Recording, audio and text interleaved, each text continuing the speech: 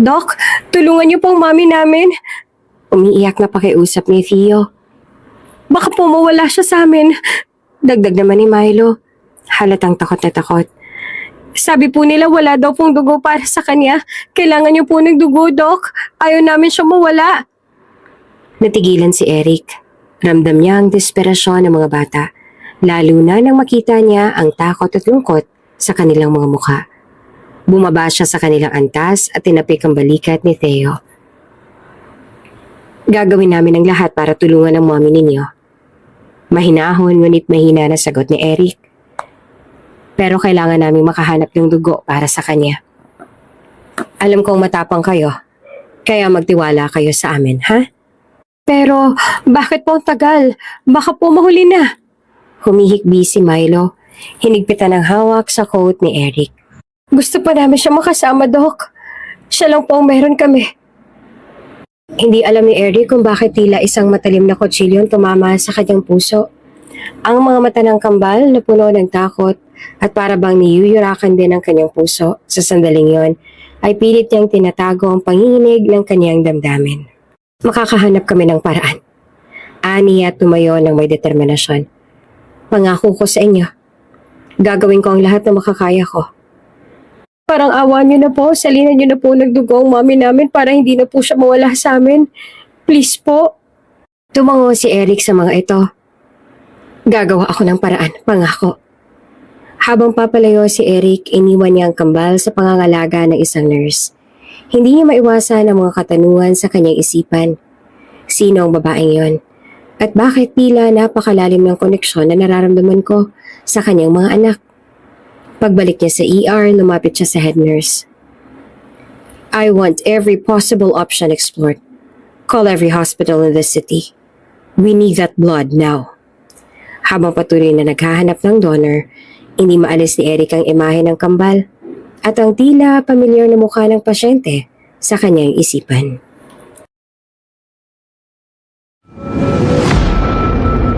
Bago ka pa lang sa channel na ito, Ate Jane TV, huwag kalimutang pindutin ang notification bell and subscribe button. Sana po hindi naman malaking abala sa inyo ang pagpindot ng subscribe button dahil ang kapalit po nito ay ang pagsuporta para makapag-produce ng mga libreng stories sa mga channels ni Ate Jane. Maraming salamat!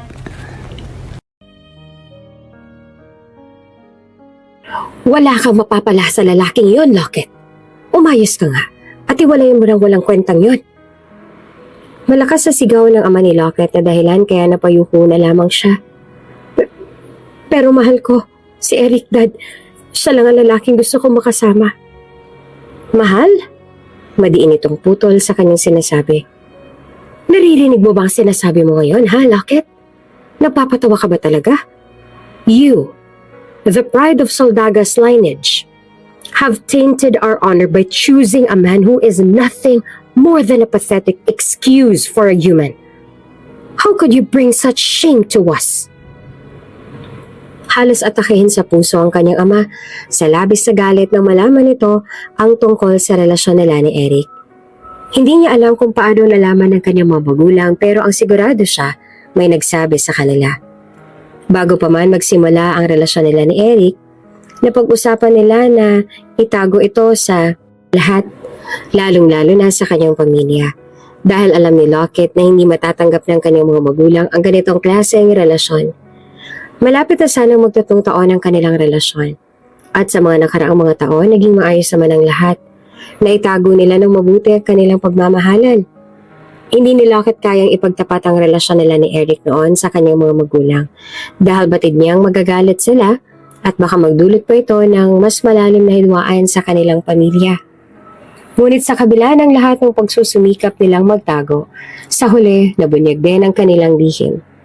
Tunay nga ang kasabihan na kahit kailan ay walang lihim ang hindi nabubunyag. Dahil kahit anong pagtatago nila, nalaman pa rin nila ang totoo. Nalaman ng magulang niya ang relasyon niya kay Erickson Cooper, isang scholar at working student sa parehong university kung saan siya nag-aaral. At tulad nga ng kanyang inaasahan, hindi ito tinanggap ng kanyang mga magulang. Galit na galit sila at hindi maipaliwanag ng amang nararamdaman. Ang galit na may halong pagkabigo. Hindi nila matanggap na nagkaroon siya ng relasyon sa isang taong hindi nila itinuturing na karapat-dapat para sa kanya. Honey, calm down. Pagpapakalma ng kanyang ina sa daddy niya at hinagod ang balikat nito. Galit pa rin na umiling ang kanyang amang si Leon at saka masama siyang tiningnan. Sa tingin mo, ano na lang ang sasabihin ng mga tao kapag pumutok ang balitang to? Have you forgotten the legacy you carry and the respect our family deserves? Pumatak ang luha sa mga mata ni Lockett. Mahal ko siya, Dad. Wala akong pakialam sa sasabihin ng ibang tao tungkol sa amin. Akong pumili kay Eric, hindi mo naiintindihan, Lockett. Baliw ng kanyang ama, punong-puno ng galit at otoridad ang tinig nito. Kung ganun, ipaintindi niyo sa akin, Dad. Bakit hindi ko pwedeng makasama at piliin ang taong mahal ko? Malakas siya ring sigaw. Hindi niya na napigilan ang bugso ng damdamin.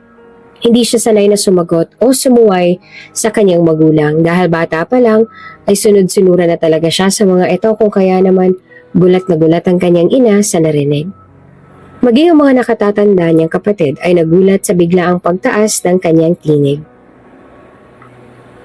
Dahil napakalaking kahihiyan yon sa buong pamilya, Lockett.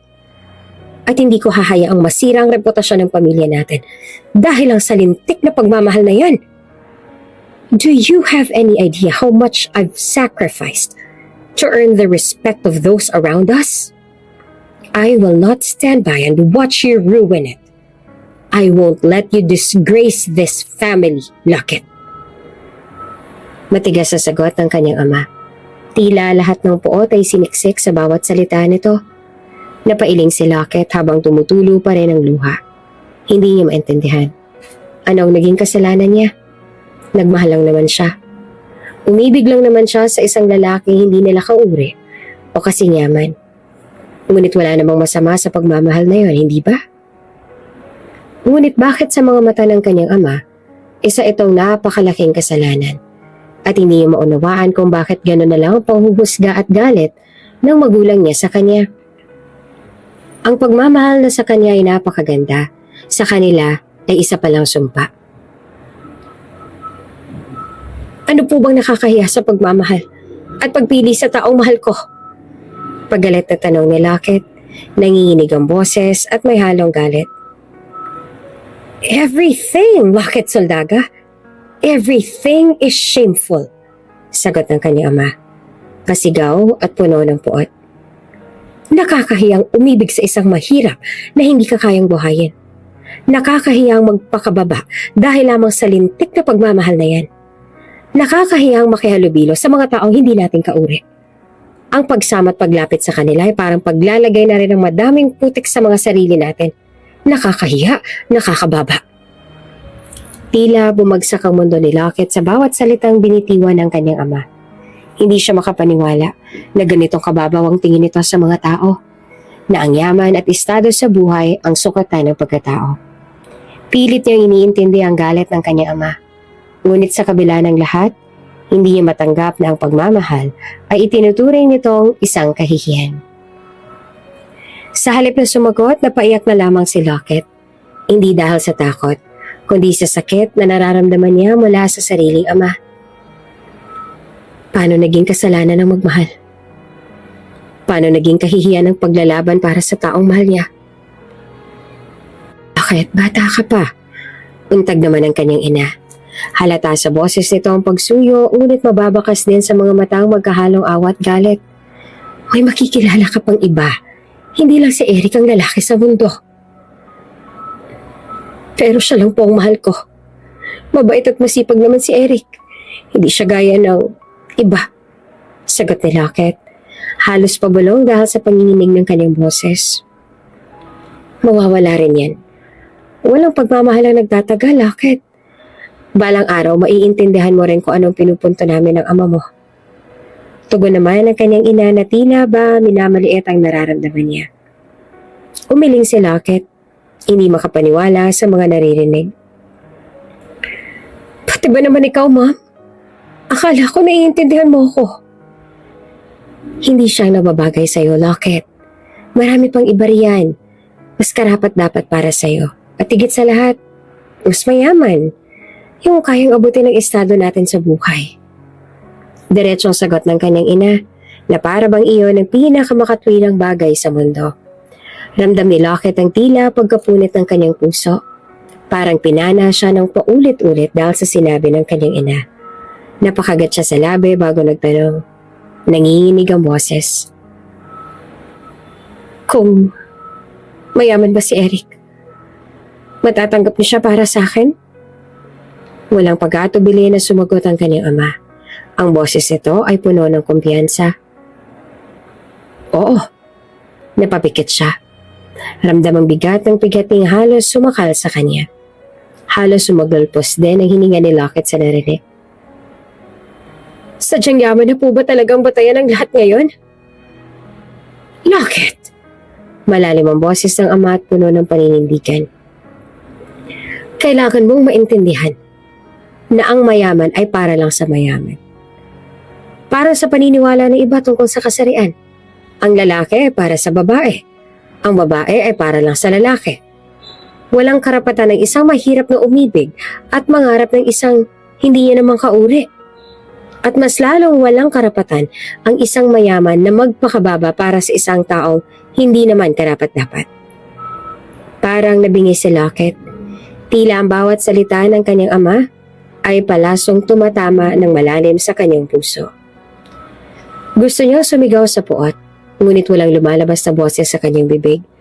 Ang tanging naiwan ay ang katotohanan sa mga mata ng kanyang pamilya, ang yaman at estado, ang tunay na sukatan ng pagmamahal at halaga ng isang tao.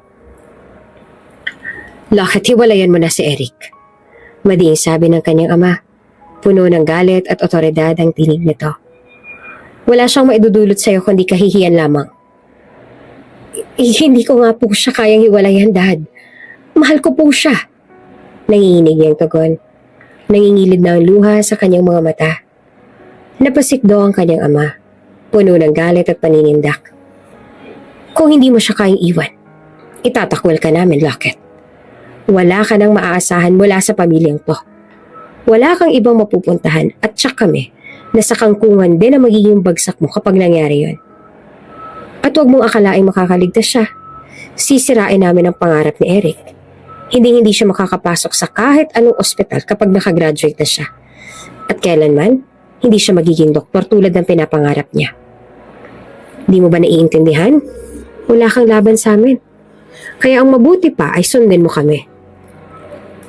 Dad, bakit niyo ginagawa to? Lumuluha niya ng tanong. Ano bang kasalanan ko? Kasalanan ko bang magmahal? Hindi ba't nasagot ko na yan kanina? Kasalanan ng umibig sa maling tao. Malakas sa sagot ng kanyang ina. Hindi ko magagawa ang gusto ninyo. Paano mo magagawang ipagpalit ang lahat ng binigay namin sa iyo ng iyong ama? Para lamang sa isang tao na wala namang maipagmamalaki. Ipinapahiya mo kami, Lockett. Ipinapahiya mo mga soldaga. Ibinababa mo ang ating pagkatao. Ikaw ang anak namin pero parang sinasampal mo kami sa mukha ng desisyong to. Kung mahal mo siya, kami mawawala sa'yo. Kaya kailangan mong mamili kung sinong susundin mo. Ang iyong puso o kami ng mga magulang mo. Dagdag pa ng kanyang ama at isang malalim na buntong hininga ang pinakawalan. Pipiliin mo ba ang kahirapan? Ang isang lalaking walang maibibigay sa'yo? Kesa sa pamilya mong nagpalaki sa'yo at kayang-kaya na ibigay ang lahat ng luhot kagustuhan mo? Napailing si Lockett. Nanginginig ang buong katawan sa pinaghalong galit at sakit. Hindi niyo ba naiintindihan? Hindi tungkol sa pera o estado ang pagmamahal ko sa kanya. Mahal ko si Eric. Dahil siya ang taong nagpapasaya sa akin. Ang taong nagturo sa akin kung paano magmahal ng totoo. Walang halagang pagmamahal na yan, Lockett. Sigaw ng kanyang ama. Mas tumindi pa ang galit ngayon sa mga mata nito. Ang importante ay ang reputasyon ng pamilya natin. Hiwalayan mo siya. O pareho kayong wawasakin namin. Nanlamig si Lockett sa bintana ng kanyang ama. Ang mga salitang yon ay parang pako na bumuon sa kanyang puso. Alam niyang seryoso ang mga ito Alam niyang kaya ng kanyang pamilya ang lahat ng banta nila, lalong-lalo na kay Eric. Ngunit paano niya iiwan ang taong mahal niya? Paano niya ipapagkanulo ang sariling damdamin? Hindi ko pa talaga kayang gawin yan. Mahinang sambit niya, ngunit puno ng paninindigan. Kung itatakwil niyo ako dahil lang sa pagmamahal ko, tatanggapin ko na lang po. Kung ganyan ang desisyon mo, wala ka ng lugar sa pamilyang to. Malamig na wika ng kanyang ama bago tumayo at tinalikuran siya. Pakiramdam ni Lockett ay tuluyang gumuho ang mundo niya.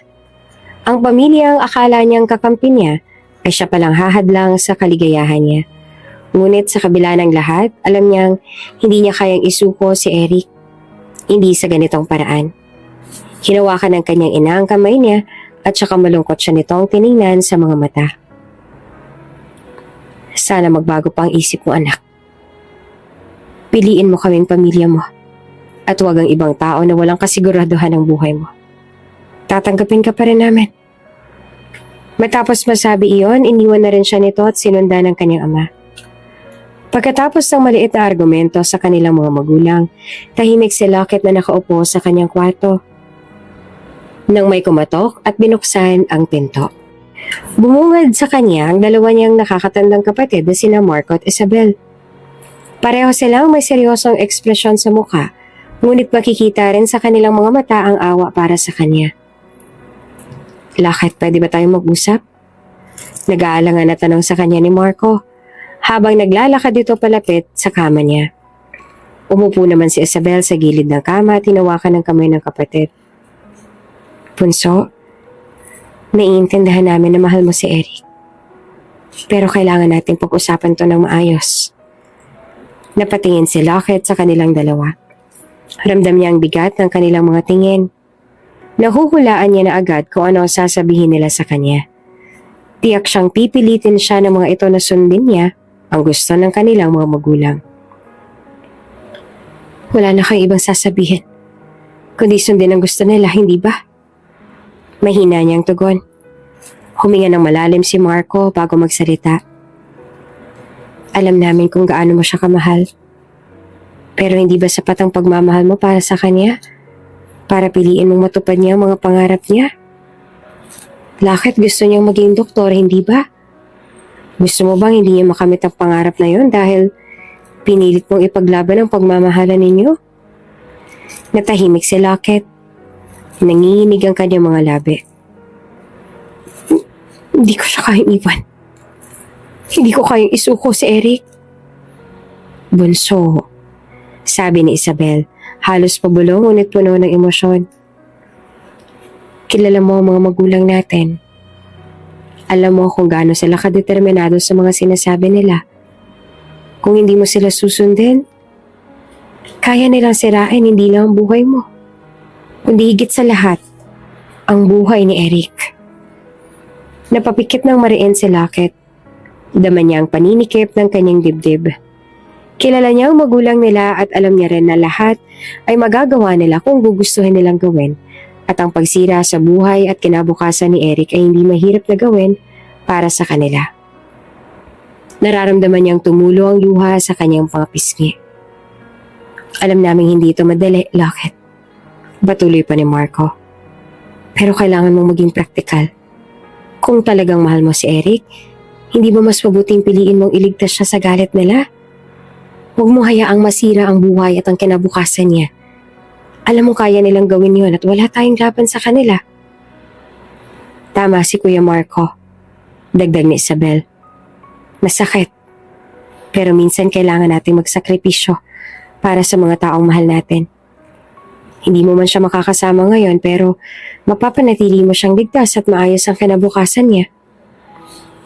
Halos hindi na makapagsalita si Lockett dahil sa bigat ng damdamin. Niyakap siya ng kanyang mga kapatid. Ngunit ang yakap na iyon ay hindi nagbigay ng kahit anong ginhawa. Ang bawat salita nila ay parang punyal na tumama sa kanyang puso. Pag-isipan mo ng mabuti, Lockett, sabi ni Marco. Kung talagang mahal mo si Eric, minsan, ang pag-ibig ay kailangan ding magsakripisyo. Hindi agad siya nakasagot. Nanatili lang siya sa yakap nila. Naghahanap siya ng kaunting ginawa mula sa sakit. Para siyang isang batang naghahanap ng kahit isang kakape man lamang.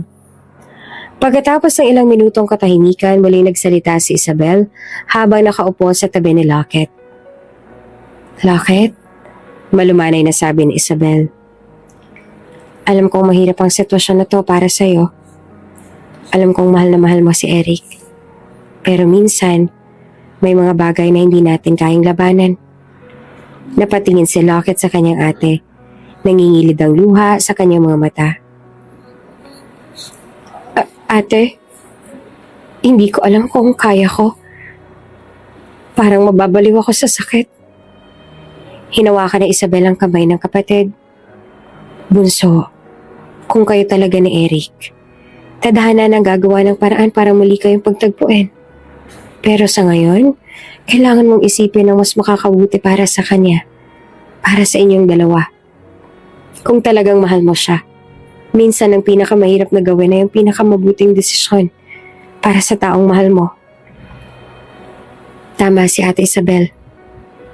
Sabi naman ni Marco, ang pagmamahal ay hindi laging tungkol sa pagiging magkasama. Minsan, ang tunay na pagmamahal ay ang pagsasakripisyo ng sarili para sa ikabubuti ng mahal mo.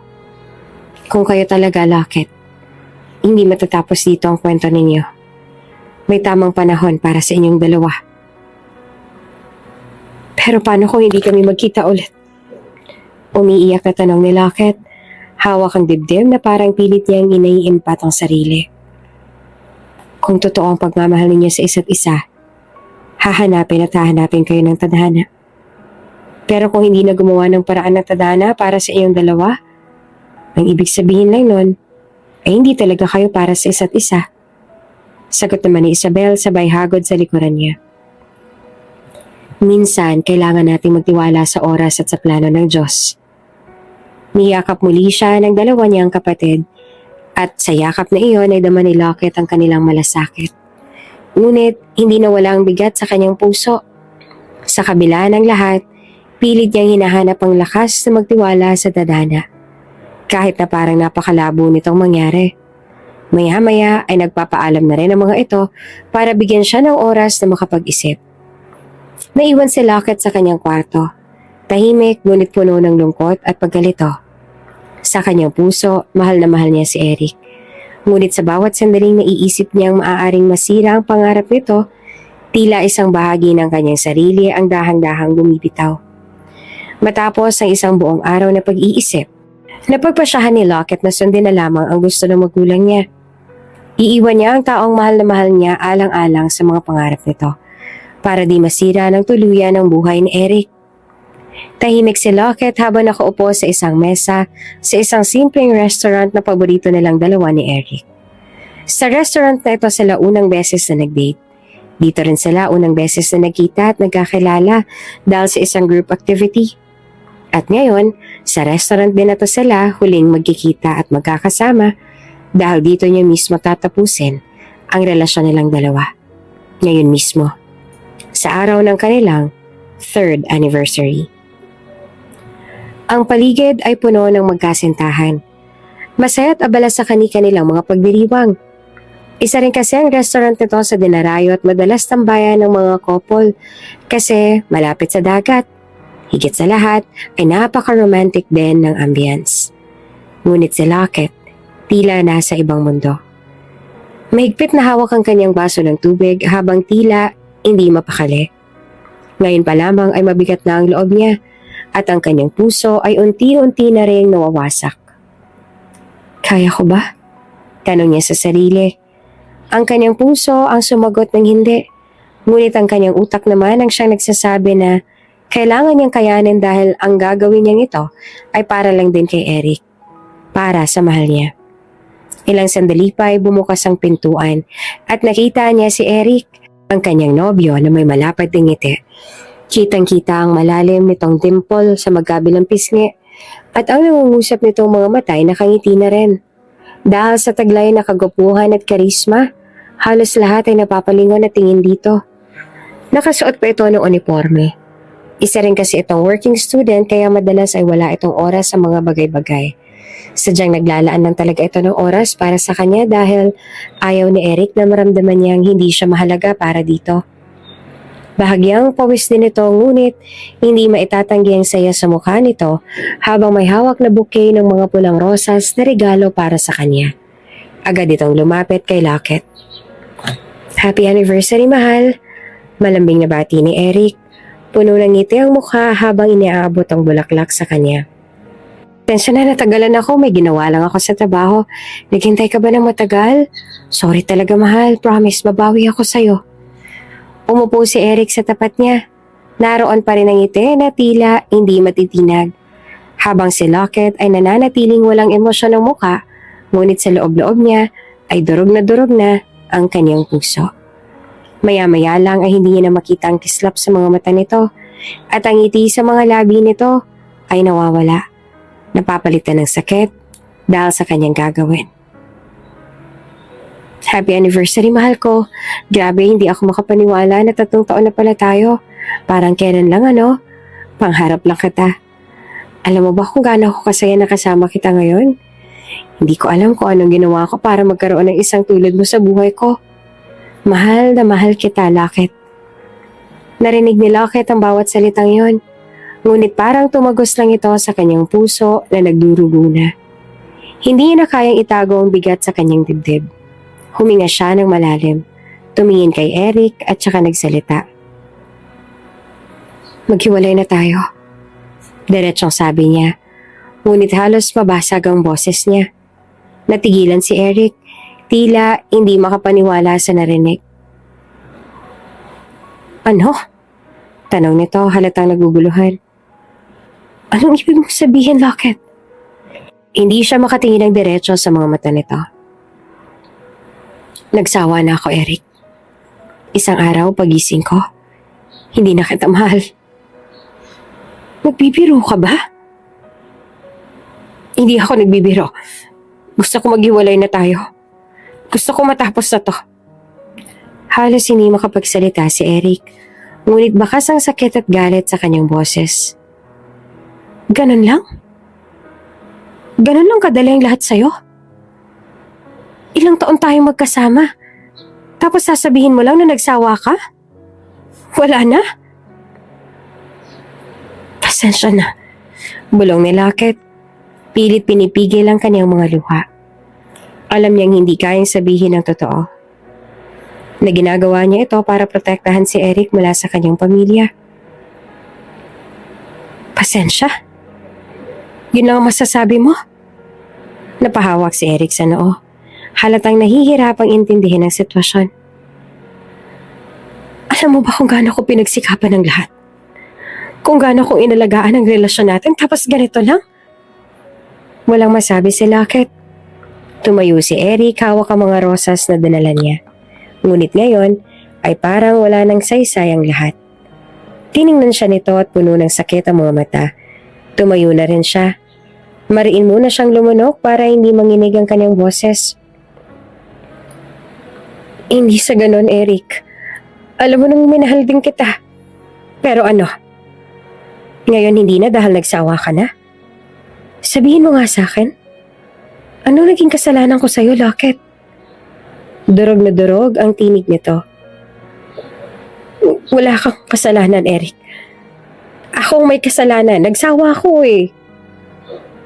Kung nagsawa ka, magagawan pa naman natin ng paraan, hindi ba? Maisasalba pa naman natin ang relasyon na to. Mahal na mahal kita, Lockett. At hindi ko kayang mawala ka sa akin.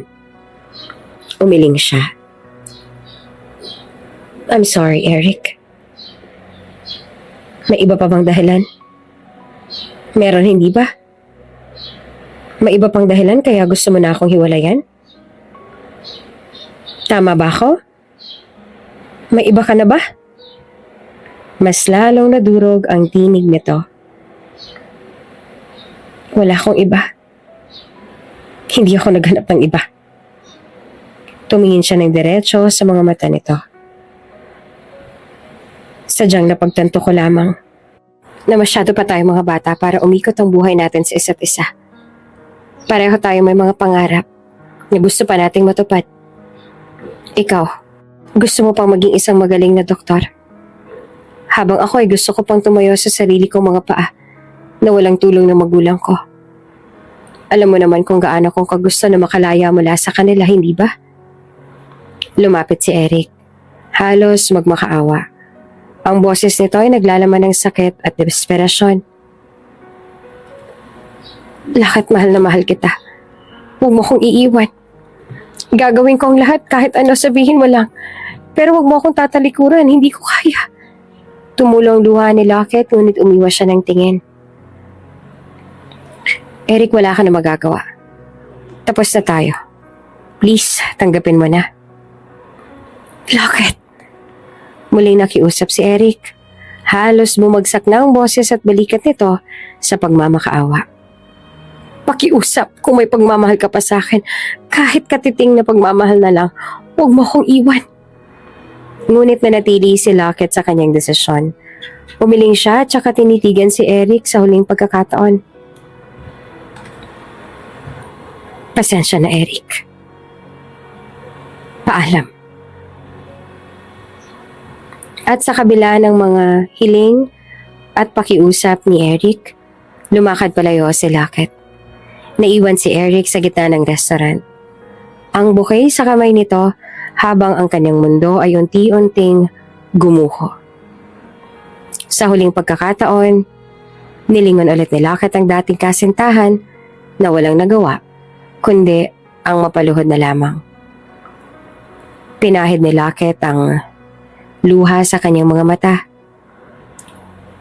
Lumabas na siya ng restaurant, nanginginig at umiiyak ng tahimik. Alam niyang nasaktan niya ang tanging taong mahal niya. Ngunit, ito ang tanging paraan na naisip niyang gawin para protektahan si Eric at ang mga pangarap nito. Pag-uwi ni Lockett mula sa restaurant, dumiretso siya sa sala kung saan naroon ang kanyang mga magulang. Kapansin-pansin ang kasiyahan sa kanilang mga mukha nang makita siya. Para bang inaasahan na nila ang sagot na dala niya. Ngunit ang bigat sa kanyang dibdib ay hindi maikubli. Hiniwalayin ko na siya. Malamig niyang sambit habang nakatayo sa harapan ng kanyang ama't ina. Masaya na ba kayo? Napangiti ang kanyang ama. Ang kanyang ina naman ay tumango. Halatang may bahid ng kaunting awa, ngunit mas nangingibabaw ang kasiyahan. Mabuti naman kung ganon, anak, sabi ng kanyang ama. Ngayon makakabalik ka na sa tamang landas. Gusto mo lang namang iligtas ang sarili mo sa kahihiyan, hindi ba? Napalunok si Lockett. Pilit na pinipigilan ng emosyon. Kung sa tingin ninyo ay tama to. Pero may isang bagay akong gustong marinig mula sa inyo. Tungkol saan? Tanong ng kanyang ina. Mangako kayo. Mading sabi ni Lockett. Ang mga mata ay puno ng determinasyon. Mangako kayo na hindi niyo guguluhin ang buhay niya. Na hindi niyo sisirain ang mga pangarap niya. Gusto ko, kahit wala na ako sa buhay niya, matupad niya pa rin ang pangarap niyang maging doktor. Nagkatinginan ng kanyang mga magulang at bahagyang nag-angat ng kilay ang kanyang ama. Hindi na natin kailangan gawin yun, Lockett. Hiniwalayan mo na siya. Hindi na siya magiging problema sa atin. Mangako kayo. Halos sigaw na ni Lockett. Hindi na mapigilan ang luha nito na tumulo. Kung mahal niyo ako, kung talagang para to sa ikabubuti ko, hindi niyo siya gagalawin. Mangako kayo. Napabuntong hininga ang kanyang ama, ngunit sa huli tumango. Sige anak, hindi namin siya gagalawin. Kung yan ang gusto mo, susundin namin. Hindi na nagsalita si Lockett. Ngunit sa loob niya, ay alam niyang hindi siya mapapanatag. Tumalikod siya at naglakad paakyat sa kanyang silid. Iniwang naglalaro ang bigat sa kanyang puso. Nagsakripisyo siya para sa kanyang pamilya. Ngunit ang sugat na iniwan nito sa kanya ay hindi basta-basta ang naghihilom. Matapos ang mga nangyari, tila nawalan na rin siya ng gana sa mundo. Hindi siya lumabas ng kanyang silid at halos hindi na rin siya kumakain. Hindi siya nakikipag-usap at nakikipaghalubilo sa iba. Ilang araw na rin siyang hindi pumapasok. Sadyang nawalan lang siya ng gana sa lahat ng bagay. Dagdagan pa ng bigat ng kanyang dibdib. May kumatok sa pinto ng kanyang silid pero hindi niya ito pinansin. Ilang saglit pa ay narinig niya ang pagtunog ng pagsusi sa doorknob. Marahil ay may nag-utos sa mga kasambahay na dalhin ng spare key sa kanyang silid. Pagpasok ng kanyang ina sa kwarto, nakita nito nakatagilid siya sa kama. Hindi na makagalaw at nakapikit. Alam ng kanyang ina na hindi nito kayang tanggapin ang lahat ng nangyari. Ngunit ito na ang pinakamainam na solusyon para sa anak. Hindi na sila pwedeng magpatumpik-tumpik pa. Lockett. Mahina ang tinig ng kanyang ina habang dahan-dahan itong lumapit sa kama. Anak. Tumagilid si Lockett upang makita ang kanyang ina. Ngunit ang mga mata niya ay puno ng kalungkutan at pagkabasag. Bakit, Mommy? Bakit ganito? Tahan na, anak. Sabi ng kanyang ina at naupo sa tabi ng kama. Inabot ang kamay para hawakan siya. Para rin to sa'yo. Hindi siya sumagot. Para sa ikabubuti niya o para sa ikabubuti ng imahe ng kanilang pamilya. Gusto ko lang sanang ipaalam sa iyo na nakapagdesisyon na kami ng iyong ama. Papag-aralin ka namin sa ibang bansa. Hindi pa pala tapos. May panibagong pagsubok na naman sila sa kanya. Hindi ko na yata kaya, Mommy. Ang mahina niyang tinig ay puno ng hinagpis. Gusto ko pa siyang makita. Gusto ko pa siyang makasama. Alam ko, anak. Alam ko mahirap pero buo pa siya namin ng daddy mo. Pati nga ako, ayoko sanang gawin to pero para sa ikabubuti mo, ito na ang tamang desisyon. Nag-alinlangan si Lockett. Ngunit hindi niya matanggap na muling paghihiwalayin siya sa mga pangarap at sa taong minahal niya. Hindi na ba magbabago ang pasyon niyo? Anak, mahal ka namin. At alam namin na para sa ikabubuti mo ito. Kailangan mong makalimot. Kailangan mong magpatuloy.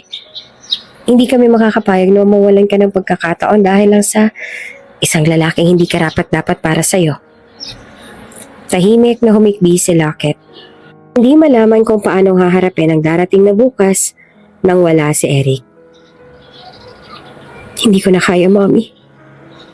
Wala na akong lakas. Ikaw ang anak ko, Lockett. Alam ko na malalampasan mo ito. Ipapakita namin sa'yo ang isang bagong mundo na wala ang lalaking yon. At sana makahanap ka ng kaligayahan para sa iyong kinabukasan, anak. Hindi na sumagot si Lockett. Ang kanyang puso ay puno ng kalungkutan. Ang bigat na hindi kayang ilabas sa salita. Sa kabila ng mga pangako ng kanyang magulang, hindi niya pa rin magawang tanggapin ang kalupitan ng mundo na pilit nilang ipinipilit sa kanya. Katulad nga ng plano nila, dinala siya ng mga ito sa ibang bansa. Hindi man lang siya nagkaroon ng pagkakataon na makita ang muli si Erickson bago sana siya umalis. Nang umalis siya ng bansa, pakiramdam ni Lockett ay naiwan ang kanyang puso sa Pilipinas at ang sakit na nadarama niya ay halos hindi niya maipaliwanag. Pagod at tila lutang si Lockett habang naglalakad sa kanyang kondo sa Spain.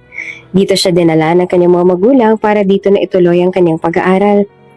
Ramdam niya ang bigat ng bawat hakbang. Parang mas matindi ang pagod na nararamdaman niya kaysa dati. Ngunit hindi niya na lang iyon masyadong pinansin. Inisip niyang baka dahil lang yan sa stress o kakulangan sa tulog. Habang nasa kalagitnaan ng paglalakad, bigla na lang siyang nakaramdam ng pagkahilo. Napahawak siya sa pader para hindi bumagsak. Kasabay ng pagkahilo ang biglaang pagduduwal kaya napilitan siyang tumakbo papunta sa banyo. Nagsuka siya ng husto at doon niya napagtanto na ibang pakiramdam ng katawan niya nitong mga nakaraang araw. Kinabukasan nagpa siya siyang magpa-check up. Ayaw niyang baliwalain ang nararamdaman dahil hindi normal ang ganitong kalagayan niya. Pagpasok niya sa clinic, sinalubong siya ng receptionist at pina-fill up ng form. Pagkalipas ng ilang sandali, tinawag na siya ng doktor. Matapos ang ilang pagsusuri at tanong, napansin ng doktor ang ilang sintomas niya. Pagkahilo, pagsusuka, at pagkakaroon ng maselang sikmura. Miss Lockett, Wika ng doktor habang tinitingnan ang resulta ng kanyang tests. Congratulations, you're 4 weeks pregnant. Natigilan si Lockett. Hindi siya makapagsalita. Parang biglang tumigil ang oras sa mga salitang yon. Anong sabi niyo, Doc? Tanong niya gamit ang wikang Spanish. Halos hindi makapaniwala. You're pregnant. Ulit ng doktor nang may ngiti. Nagpaliwanag din ito sa parehong lengguwaheng ginamit niya. Base sa mga sintomas mo at sa aking pagsusuri, 4 na linggo ng bata sa iyong sinapupunan. Napalunok si Lockett. Nanginginig ang mga kamay na napahawak sa tiyan niya. Halo-halong emosyon ang nararamdaman niya. Gulat, takot, at tuwa. Ngunit higit sa lahat, naghalo ang saya at lungkot dahil sa hindi inaasahang balitang ito. Gracias, Doc. Mahina niyang sagot bago siya lumabas ng klinik. Sa kanyang isipan, bumabagyo ang mga tanong. Anong gagawin niya ngayon? Paano niya ito sasabihin? At higit sa lahat, paano si Eric? Dapat niya ba itong sabihin kay Eric at sa kanyang mga magulang? Ngunit Chuck na labis na magagalit sa kanyang magulang niya at hindi niya rin alam kung magagawa ba ni Eric na tanggapin siyang muli after ng lahat ng sakit na naidulot niya dito. Natatakot pa siyang sabihin sa magulang niya ang totoo tungkol sa pagbubuntis niya dahil alam niya na agad kung ano magiging reaksyon nila. Pero kahit kailan ay hindi na itatago ng matagal ang mga lihim. Lalo pat sensitive din ang pagbubuntis niya. Kung kaya naman madali lang napansin ng magulang niya ang tungkol doon. Halos wala pang ang 1 linggo mula nang malaman niyang siya ay nagdadalang tao, nalaman na rin ito ng mga magulang niya. Pinatawag siya ng kanyang mga magulang sa study room para makausap siya. Malalim ang buntong hininga niya bago pumasok. Batid niya ang kalagayan niya ngayon ay tsak na magpapalala sa sitwasyon. Pagpasok niya, naroon ang kanyang ama at ina. Parehong seryoso ang mga mukha. Halos hindi niya maihakbang ang kanyang mga paa papasok. Umupo siya sa upuan sa tapat nila. Naghintay nang hindi mapakali habang tahimik siyang pinagmamasdan ng mga ito. May dapat ba kaming malaman, Lockett? Tanong ng kanyang ama. Malamig ang tono, ngunit ramdam ang bigat ng tanong. Napalunok siya at bago pa man siya makasagot, nagsalita ang kanyang ina. Anak, huwag mo nang itago. Alam na namin ang lahat. Nanginginig si Lockett habang umupo sa harapan nila. Paano niyo po nalaman? Mahina niyang tanong. Hawak ang kanyang tiyan. Hindi na yun mahalaga. Sagot ng kanyang ama. Ang mahalaga ngayon ay ang bata. Tatanggapin namin siya, Lockett. Dahil hindi namin hahayaan na ang dugo ng pamilya natin ay mapabayaan. Talaga po? Tanong ni Lockett at bahagyang umaasa. Ang buong akala niya kasi tutuluyan siyang itatakwil ang mga ito. Ngunit biglang bumagsak ang kanyang mundo sa sunod na salita ng kanyang ama. Oo, tatanggapin namin ang bata. Pero may kondisyon. Napatigil siya. Ano pong kondisyon?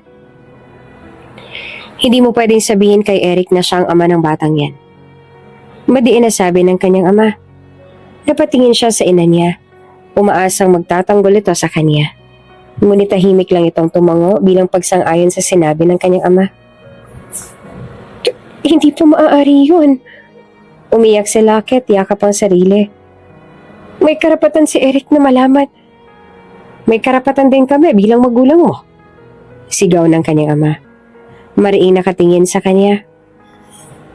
Kung sasabihin mo sa kanya, sisiguraduhin kong hindi niya makakamit ang pangarap niya maging doktor. Sisirain ko ang buhay niya, Lockett. Tandaan mo yan. Napatigil siya sa sinabi ng ama. Nagpatuloy ito. Kung talagang mahal mo siya, ilayo mo siya sa gulo. Pabayaan mo siyang abutin ang mga pangarap niya nang hindi nalalaman ang tungkol sa bata. At huwag mong subukang suwayin kami. Ayokong ulitin ito, Lockett. Tumayo ang kanyang ama at lumabas ang kwarto. Ngunit bago ito umalis, huling binitawan ng masakit na paalala. Kaming gumagawa ng desisyon para sa pamilya, Lockett. Tandaan mo yan. Napatigil siya sa sinabi ng ama. Nagpatuloy ito. Kung talagang mahal mo siya, ilayo mo siya sa gulo. Pabayaan mo siyang abutin ng mga pangarap niyang hindi nalalaman ng tungkol sa bata. At huwag mong subukang sawayin kami. Ayokong ulitin to, Lockett. Tumayo ang kanyang ama at lumabas na ng kwarto. Ngunit bago ito umalis, huling binitawan ng isang masakit na paalala. Kami ang gumagawa ng desisyon para sa pamilya Lockett. Tandaan mo yan. Pag-alis ng ama, lumapit ang kanyang ina at hinawakan ng kamay niya. Anak, para ito sa ikabubuti mo at ng bata. Ayaw namin masira ang buhay mo. O ang buhay niya. Napaiyak si Lockett. Alam niya hindi siya makakawala sa kondisyon ng mga magulang niya. Ang sakit sa kanyang puso ay parang walang katapusan. Napatingin siya sa kanyang tiyan, kasabay ng pagbagsak ng luha sa kanyang pisngi. Patawad, Eric. Mahina niyang bulong. Para sa'yo rin to. Sinunod niya kung anong gusto ng mga magulang niya at tinupad naman nila kung ano ang kanilang napagkasunduan. Hindi nga nila ginulo ang buhay ni Eric at sila rin ang tumulong sa kanya na buhayin at alagaan ang kanyang mga anak hanggang sa nakaya niya nang tumayo sa sarili niyang mga paa. Matapos niya makapagtapos sa pag-aaral, pumasok siya sa kanilang kumpanya. Bagaman naging issue sa mga soldaga na anakan siya at hindi pinanagutan ng amang mga bata, para sa magulang niya ay mas mainam na iyon kaysa piliin niya ang isang tao na sa tingin nila ay hindi raw karapat-dapat para sa kanya. At kahit na naging mahirap ang lahat para kay Lockett, sinikap niya pa rin na ayusin ang kanyang buhay para sa kanyang mga anak. Sa mga anak na hindi niya pwedeng pabayaan. Mommy, kapag matanda na po kami ni Theo, hanapin po namin si Daddy Saad ng 6 na taong gulang na batang si Milo Saldaga sa isang inang nagda-drive sa isang kulay puting Mercedes-Benz. Kaagad naman na sumang-ayon ang kakambal ni Milo na si Theo. Oo nga po, Mommy. Kapag may work na po kami ni Milo, hahanapin po namin siya. Oo naman, basta ba kaya niyo na? Sagot ni Lockett sa mga anak. Parehong ngumiti na malawak ang kambal at kitang-kita sa kanilang mga mata ang excitement na makilala ang kanilang ama. Excited na po ako makilala at makita siya, Mommy. Sana po ay matanggap niya po kami ng kambal ko. Dagdag pa ni Milo at saka tumingin sa labas ng bintana. Sinuli pa ni Lockett ang mga anak at saka malungkot siyang napangiti. Kahit minsan ay hindi pa kasi nakita at nakilala ng kambal ang ama nila. Kahit sa picture ay hindi niya pinakita sa kanila ang ama nila bilang alinsunod na rin sa gusto ng magulang niya. Mas pinili niya na ilihim ang totoo sa ama ng mga ito para hindi niya na magulo ang buhay nito. Lalo pat ng mga sandali na iyon ay unti-unti na nitong natutupad ang mga pangarap. Naging mahirap din naman para kay Lockett ang magdesisyon noon. Maraming beses na gusto niyang ipaalam sa ama ng mga ito ang totoo. Ngunit malaki rin ang chance na hindi ito maniniwala sa kanya. Higit pa roon ay malaki rin ang galit nito sa kanya dahil sa nangyari noon. Ginawa niya iyon kasi gusto niyang bigyan ito ng pagkakataong tuparin ang lahat ng pangarap nito. Kahit na ang kapalit ay ang sariling kaligayahan. Iiwan mo ko? Ganun na ba kadali ang lahat ng yun sa'yo, Lockett? Tandang-tanda pa rin ni Lockett ang hanggang ngayon ang galit sa mga mata ni Erickson Cooper, ang kanyang nobyo. Hindi sa ganun, Eric. Alam mong mahal kita. Ngunit masyado pa tayo mga bata. Pareho tayo may mga pangarap na gusto pa nating matupad. Ikaw, gusto mo pang maging isang magaling na doktor. Habang ako ay gusto ko pang tumayo sa sarili kong mga paa na walang tulong ng magulang ko. Alam mo naman kung gaano ko kagusto na makalaya mula sa kanila. Hindi ba? Ilang taon na ang nagdaan. Malalaki na ang anak nila. Ngunit hanggang ngayon ay malinaw na malinaw pa rin ang lahat kay Lockett. Para bang ang lahat ng iyon ay kahapon lamang naganap dahil lahat ay sariwa pa. Malinaw pa rin sa kanyang alaala. Kung paanong bumalatay ang sakit sa mukha ni Eric matapos niyang sabihin dito na gusto nang maghiwalay sila. Nangako siya sa magulang niyang hindi niya kailanman ipapaalam sa ama ng mga bata ang tungkol sa kanila. Ngunit ngayon habang naririnig niya ang excitement ng kambal, hindi niya maiwasang makaramdam ng pangungulila para sa kanila. Nais niyang mabigyan ng katuparan ng pangarap nilang makilalang ama. Ngunit paano kung hindi ito maging kasing saya ng inaasahan nila? Mommy, bakit po ba hindi siya kasama natin? Ayaw po ba niya sa amin? Malungkot na tanong ni Milo. Anak, hindi ganon. Hindi ko lang nasabi sa kanya noon na nagkaroon kami ng anak. Pero hindi ibig sabihin na hindi ka kayo gugustuhin. Maingat na paliwanag ni Lockett. Pilit na itinatago ang emosyon sa kanyang boses. Kapag malaki na kami, Mommy, promise hahanapin namin siya. Gusto namin siya makita at makasama para maging isa na po tayong one big happy family. Git ni Theo na mas determinado na ngayon. Opo, Mommy, gusto namin buo tayo. Dagdag pa ni Milo habang hinahawakan ng kamay ng kakambal. Ngumiti naman si Lockett kahit mabigat ang kanyang dibdib. Buo. Paano nga ba mabubuo ang kanilang pamilya kung hindi niya alam kung matatanggap ba ng ama ng kambal ang lahat? Ngunit para sa mga anak, alam niyang gagawin niya ang lahat. Kahit pa kailan balikan ang nakaraan at suungin ang hindi tiyak na hinaharap. Habang nasa loob ng kotse, puno ng tawanan at kwentuhan ang kambal na sina Theo at Milo.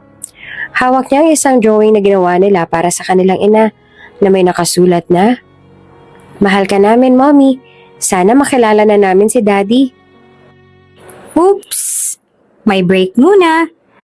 Gusto mo bang ma-shoutout dito sa channel ni Ate Jane? Mag-comment lang ng lesson you learned from the latest story uploaded. Dahil pipili kami ng isang best comment of the day para i-shoutout sa susunod na upload. Kaya huwag kalimutang mag-iwan ng lesson you learned after you watch this video. Maraming salamat!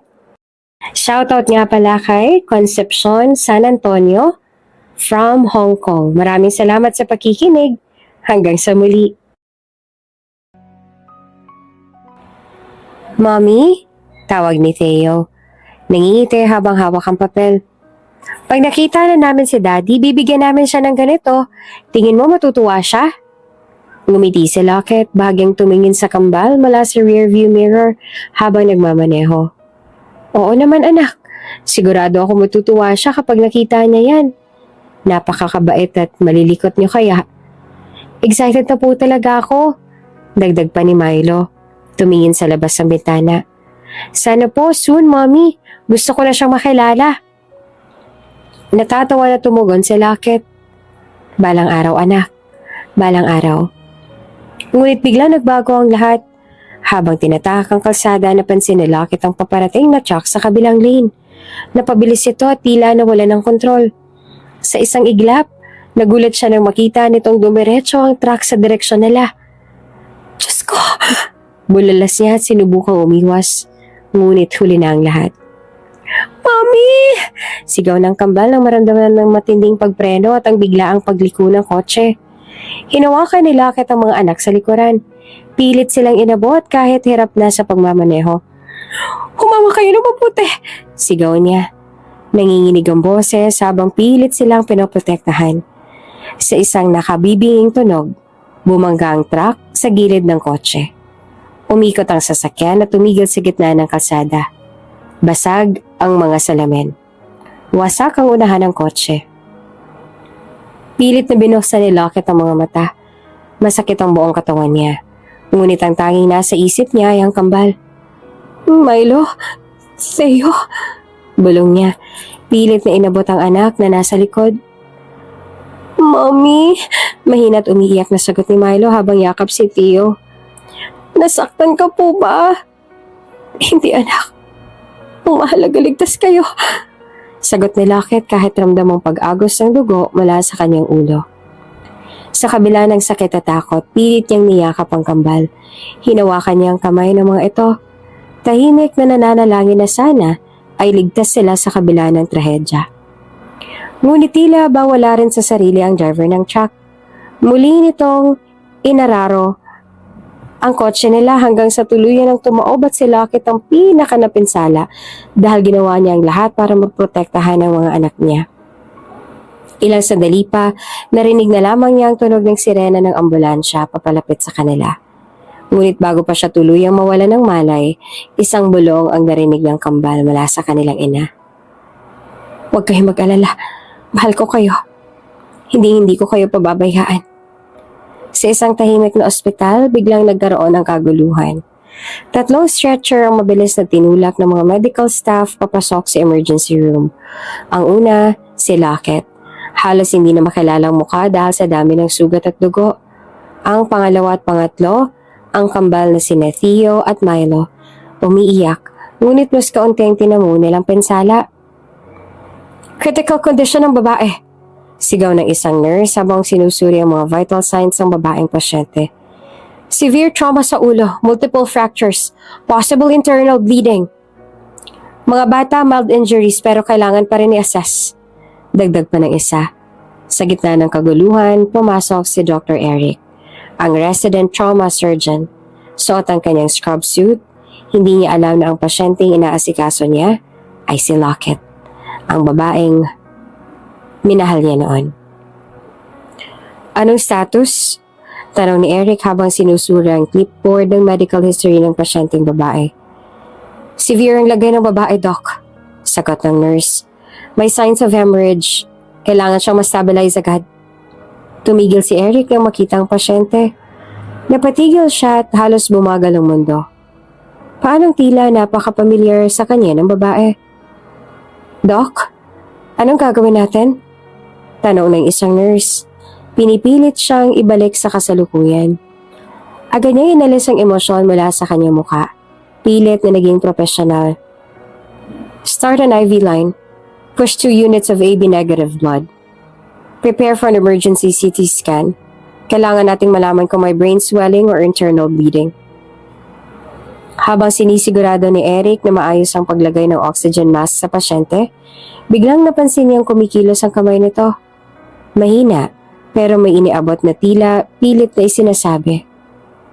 Shh! Huwag ka magsalita. Bulong ni Eric. Ligtas ka dito. Hindi ko hahayaan na mawala ka. Napahigpit ang hawak nito sa kamay niya. Ngunit, hindi na ito muling nakapagsalita. Vitals are dropping, Doc. Sigaw ng isa pang nurse. Intubate her. Now. Utos ni Eric. Desperado. We're not losing her. Samantala, sa kabilang bahagi ng ER, umiiyak ang kambal habang kinakausap ng ibang doktor. Nasaan po si Mommy? Tanong ni Theo na nanginginig ang boses. Iligtas niyo po si Mommy. Dagdag ni Milo na pilit namang kumahawak sa braso ng isang nurse. Sa loob ng ER matapos ang matinding pagsisikap ni Dr. Eric at ng kanyang team, medyo na-stabilize naman ang kondisyon ng babae. Ngunit nananatili pa rin itong nasa critical na estado at ang kakulangan ng dugo ang nagbabanta sa buhay nito. Doc, wala pa rin mahanap na AB negative blood donor. Sabi ng nurse na hawak ang chart. Tumawag na kami sa lahat ng blood banks pero wala pa rin available. Napabuntong hininga si Eric. Pilit pinipigilan ng pagkabahala. I-update niyo ako agad kung may mahanap. Kailangan natin ito sa lalong madaling panahon. Masyadong nanganganib ang buhay ng pasyente. Maaari niya itong ikamatay. Opo, Doc. Makikipag-ugnayan po kami sa ibang ospital. Habang abala si Eric sa pag-iisip ng susunod na hakbang, nagpaalam muna siya sa ER para magtungo sa hallway. Pilit niyang inaayos ang kanyang isip. Ngunit ang kondisyon ng pasyente, lalo na ang hindi mapigilang nararamdaman ng koneksyon dito, ay bumabagabag sa kanya. Biglang humarang sa kanyang harapan ang 2 batang lalaki na tsak kambal dahil makikita sa itsura ng 2 malaking pagkakahawig. Natigilan si Eric at napatitig sa 2. Ang kambal naman ay pareho nakatingin sa kanya na may luha sa mga mata. Hinawakan ni Milo ang laylayan ng coat ni Eric habang si Theo naman ay pilit na hinahanap ang kanyang atensyon. Doc, tulungan niyo pong mommy namin. Umiiyak na pakiusap ni Theo. Baka po mawala siya sa amin. Dagdag naman ni Milo, halatang takot na takot. Sabi po nila wala daw pong dugo para sa kanya. Kailangan niya po ng dugo, Doc. Ayaw namin siyang mawala. Natigilan si Eric. Ramdam niya ang desperasyon ng mga bata. Lalo na nang makita niya ang takot at lungkot sa kanilang mga mata. Bumaba siya sa kanilang antas at tinapik ang balikat ni Theo. Gagawin namin ang lahat para tulungan ang mommy ninyo. Mahinahon ngunit mahina na sagot ni Eric. Pero kailangan nating makahanap ng dugo para sa kanya. Alam ko matapang kayo kaya magtiwala kayo sa amin, ha? Pero bakit po ang tagal? Baka po mahuli na. Humihikbi si Milo. Hinigpitan ang hawak sa coat ni Eric. Gusto pa namin siya makasama, Doc. Siya lang po meron kami. Hindi alam ni Eric kung bakit tila isang matalim na kutsilyo ang tumama sa kanyang puso. Ang mga mata ng kambal, puno ng takot at para bang niyuyurakan din ang kanyang puso. Sa sandaling yon, pilit niyang itinago ang panginginig ng kanyang damdamin. Makakahanap kami ng paraan. Aniya tumayo na may determinasyon. Pangako ko sa inyo, gagawin ko ang lahat. Parang awa niyo na po, salinan niyo na po ng dugo ang mommy namin para hindi na po siya mawala sa amin. Please po. Tumango si Eric. Gagawa ko ng paraan. Pangako. Habang papalayo si Eric, iniwan niya ang kambal sa pangangalaga ng isang nurse. Hindi niya maiwasan ang mga katanungan sa kanyang isipan. Sino ang babaeng yon? At bakit tila napakalalim ng koneksyon na nararamdaman ko sa kanyang mga anak? Pagbalik niya sa ER, lumapit siya sa head nurse. I want every possible option explored. Call every hospital in the city. We need that blood. Now. Habang patuloy na naghahanap ng donor, hindi maalis ni Eric ang imahe ng kambal at ang tila pamilyar na mukha ng pasyente sa kanyang isipan. Sa wakas, matapos ang halos magdamag na paghahanap, may natagpuan ding AB negative na donor. Agad itong dinala sa ospital at ang dugo ay sinagawa sa transfusion process. Habang abala si Eric sa pagsigurong maayos ang lahat, nag-umpisa ng bumuti ang vital signs ng pasyente.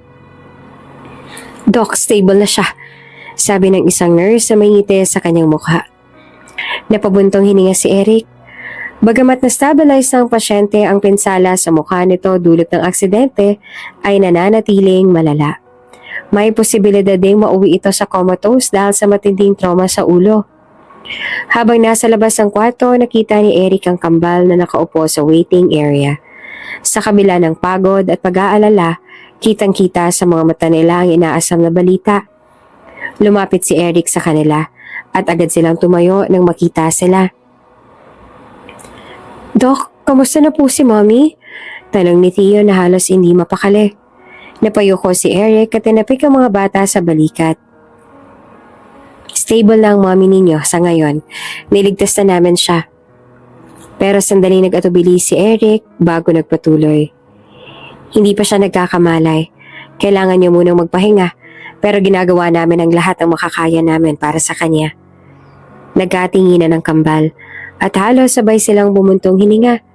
Napaluha si Milo, ngunit ginitian pa rin si Eric. Salamat po, Doc. Salamat sa pagligtas sa mommy po namin. Wala yon, sagot ni Eric. Pilit na pinapanatili ang mahinahong tono. Pero kailangan niyong maging matapang. Ang recovery ng mommy ninyo ay nakadepende rin sa suporta ninyo. Tumango si Theo. Magiging matapang po kami, Doc. Gagawin namin ang lahat para gumaling si mommy.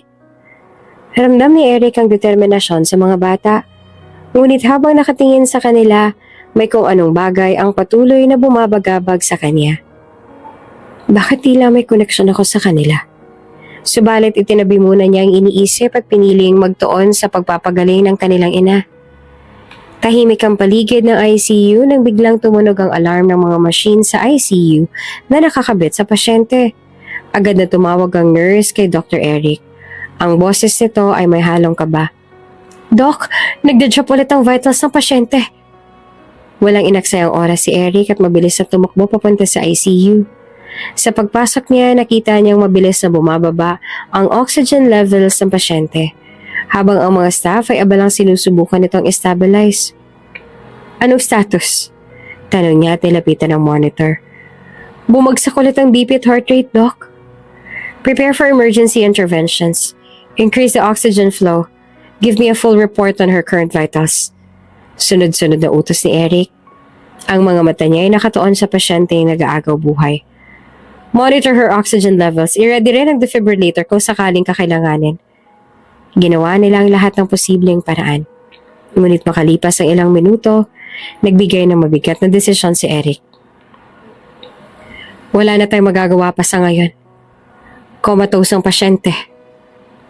Ilang oras ang lumipas, nasa waiting area ang kambal, halatang pagod, takot at umiiyak.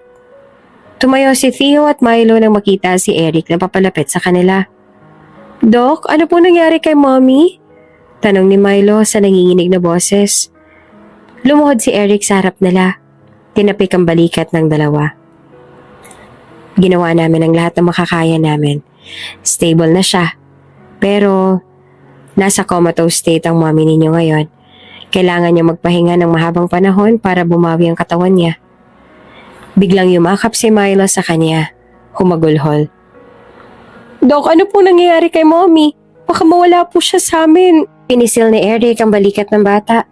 Pilit pinapanatili ang lakas ng loob. "Hindi mawawala ang mommy ninyo. Lalaban siya. Kailangan niyo magtiwala, okay? Magiging maayos din ang lahat." Si Theo naman, bagamat umiiyak din, pilit na nagpapakatatag. "Promise po, Doc. Magiging okay po siya." Tumango si Eric. "Promise. Pero kailangan niyo maging matapang. Lagi kayong nasa tabi ng mommy ninyo, ha? Malaking tulong sa pagaling niya ang mararamdaman niyang nandito kayo para sa kanya." Hinigpitan ng kambal ang yakap nila sa kanya. Tila umaasa sa kanyang mga salita. Sa kabila ng lungkot at takot, ramdam ni Eric ang responsibilidad na kailangan niyang panindigan. Hindi lamang bilang doktor, kundi bilang taong naging sandigan ng kambal sa pinakamahirap na sandali ng kanilang buhay. Habang tahimik na naglalakad si Eric sa hallway, napansin niya ang kambal na nakaupo sa waiting area ng pedia ward. Magkayakap sina Theo at Milo. Tila naghahanap ng lakas sa isa't isa. Napaisip si Eric kung bakit tila walang ibang dumadalaw sa kanila o sa kanilang ina. Naglalakad siya papunta sa nurse station upang magtanong. "Nurse? Wala pong ibang pamilyang pasyente sa ICU? Parang walang dumadalaw maliban sa kambal." Umiling ang nurse. "Wala po, doktor. Sa nakalipas na 3 araw mula nang na-admit sila, ni isang kapamilya hindi dumalaw. Yung 2 bata lang po talaga. Sila lang ang nag-aasikaso sa sarili nila kapag hindi po sila nakausap ng staff."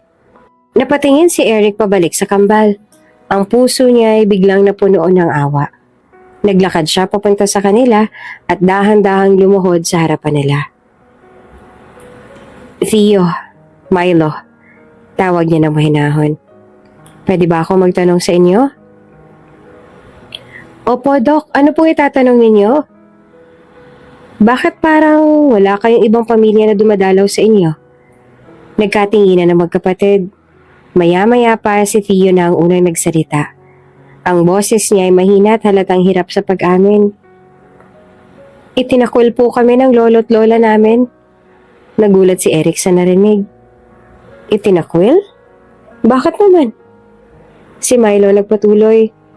Pilit na pinipigil ang pagtulo ng luha. "Ayaw po nila kay Mommy. Sabi nila kahihiyan daw po kami. Si Mommy lang po meron kami, kaya po kami nandito sa bansa kasi gusto namin hanapin ang daddy namin. Pero hindi namin alam kung nasan siya." Nanatiling tahimik si Eric habang nakikinig. Ang puso niya ay biglang bumigat sa kwento ng kambal.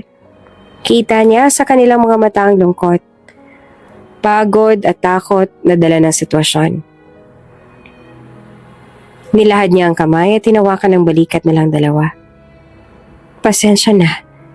Hindi ko alam na ganito pala pinagdadaanan ninyo. Pero makakaasa kayo. Hindi ko kayo pababayaan habang nandito kayo sa ospital. Gagawin ko ang lahat para matulungan ang mommy ninyo. At para sa inyo na rin." Nagkatinginan ng magkapatid bago sila parehong yumakap kay Eric. "Thank you po, doktor." Sabay nilang sinabi. Ang boses ay puno ng pasasalamat at pag-asa. Sa sandaling yon ang nasa isip ni Eric ay ang matulungan ng kambal na ito. Hindi niya maintindihan kung bakit ganito na lang ang nararamdaman niya.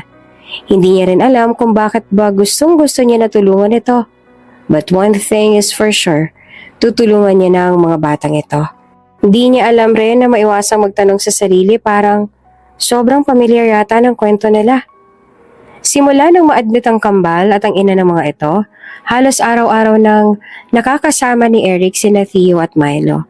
Lagi niya silang dinadala ng pagkain, kinakausap at pinapalakas ang kanilang mga loob. Nakakaawa kasi ang mga bata kasi wala man lang silang karamay, lalo pat napakabigat na nangyari sa kanilang buhay. Gusto ni Eric na kahit sa ganoong paraan man lang, matulungan niya ang mga batang ito. Minsan, habang nakaupo sila sa hospital lounge, niyakap ni Theo ang braso niya. Doc Eric, magiging maayos po si Mommy, diba? Tanong nito. Ang boses ay nanginginig sa kaba. Ngumiti naman si Eric at tinaplos ang ulo ng bata. Oo, Theo. Gagawin namin ang lahat para gumaling ang mommy ninyo. Tandaan nyo, hindi ko kayo pababayaan. Pilit ding ngumiti si Milo, ngunit halata ang lungkot sa mga mata nito. Salamat po, Doc. Napabuntong hininga si Eric habang tinitingnan ang kambal.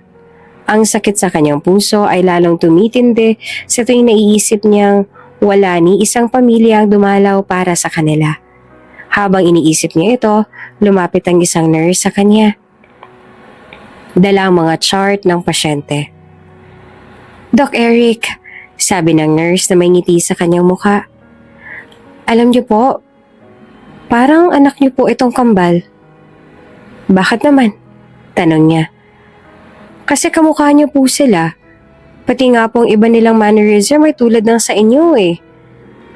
Nakakapagtaka kasi hindi niyo naman po sila kaano-ano pero malaki pong pagkakahawig nila sa inyo. Iyon nga rin po ang sabi ng ibang mga nurse eh. Natigilan si Eric. Napatingin siya sa kambal at parang ngayon lang niya napansin ang ilang pagkakahawig nila sa kanya. Abala ang mga ito sa kanilang kinakain kaya hindi nila napansin ang titig niya at hindi rin nila iniintindi ang sinabi ng nurse. Tumigil siya sandali bago ngumiti ng bahagya. Parang anak ko? Hindi naman siguro. Ang gwagwapo kaya ng mga to. Iyon po talagang tingin namin, Doc. Sabi naman ng isa pang nurse. Pero sadyang ganun lang po talaga mga tao. Minsan nagiging kamukha natin ang mga taong di naman natin kaano-ano. Yeah, pagsang-ayon naman niya. Ngunit sa likod ng kanyang isip, hindi niya maiwasang magtaka. Bakit nga ba parang may kakaiba sa koneksyon niya sa kambal? Habang nakaupo sila, sinubukan ni Eric alamin ang mas maraming detalye tungkol sa pamilya nila. Lumapit siya sa kambal at nagtanong ng mahinahon. Theo, Milo, pwede ko mong malaman ang pangalan ng daddy ninyo? Nagkatinginan ng dalawa, tila nag-aalangan. Bubuksan na ni Theo ang bibig niya para sumagot nang biglang dumating ang isang nurse, bahagyang hinihingal. Doc Eric, andyan na po ang girlfriend ninyo. Hinahayap kayo sa labas ng ICU. Natigilan si Eric at tumayo agad. Sige, pupuntahan ko. Tumingin siyang muli sa kambal at ngumiti. Sandali lang ha. Pagbalik ko, itutuloy natin ang usapan. Tumango ang kambal, ngunit nanatili silang tahimik habang paalis si Eric. Habang naglalakad papunta sa ICU, ang isip niya ay puno ng katanungan. Sino nga ba talaga ang ama ng kambal? At bakit tila may nararamdaman siyang koneksyon sa kanila? Pagdating ni Eric sa hallway, nakita niya agad ang kanyang girlfriend na si Mariel. Halatang iritable habang nakapamewang. Agad itong lumapit sa kanya. Eric, ano ba? Kanina pa ako naghihintay dito. Wala ka bang balak na maglaan ng oras para sa akin? Reklamo ni Mariel. Ang boses ay puno ng panunumbat. Huminga ng malalim si Eric. Pilit na pinapakalma ang sarili. Pasensya na, Mariel. Ang dami kasi nangyayari dito sa ospital. Lalo na sa kaso ng mga bata. Ang mga batang yun na naman? Putol ni Mariel. Ang tono ng boses nito ay tumaas. Palagi na lang silang inuuna mo, Eric. Hindi mo naman sila kaano-ano pero parang sila nang mahalaga sa'yo. Ako, wala na akong halaga sa'yo? Natigilan si Eric. Ramdamang bigat ng bintang ng kasintahan. Mariel, hindi ito tungkol sa'yo sa kanila. Mga bata sila. Wala silang ibang kasama dito. Ano ba namang masama sa pagtulong sa kanila?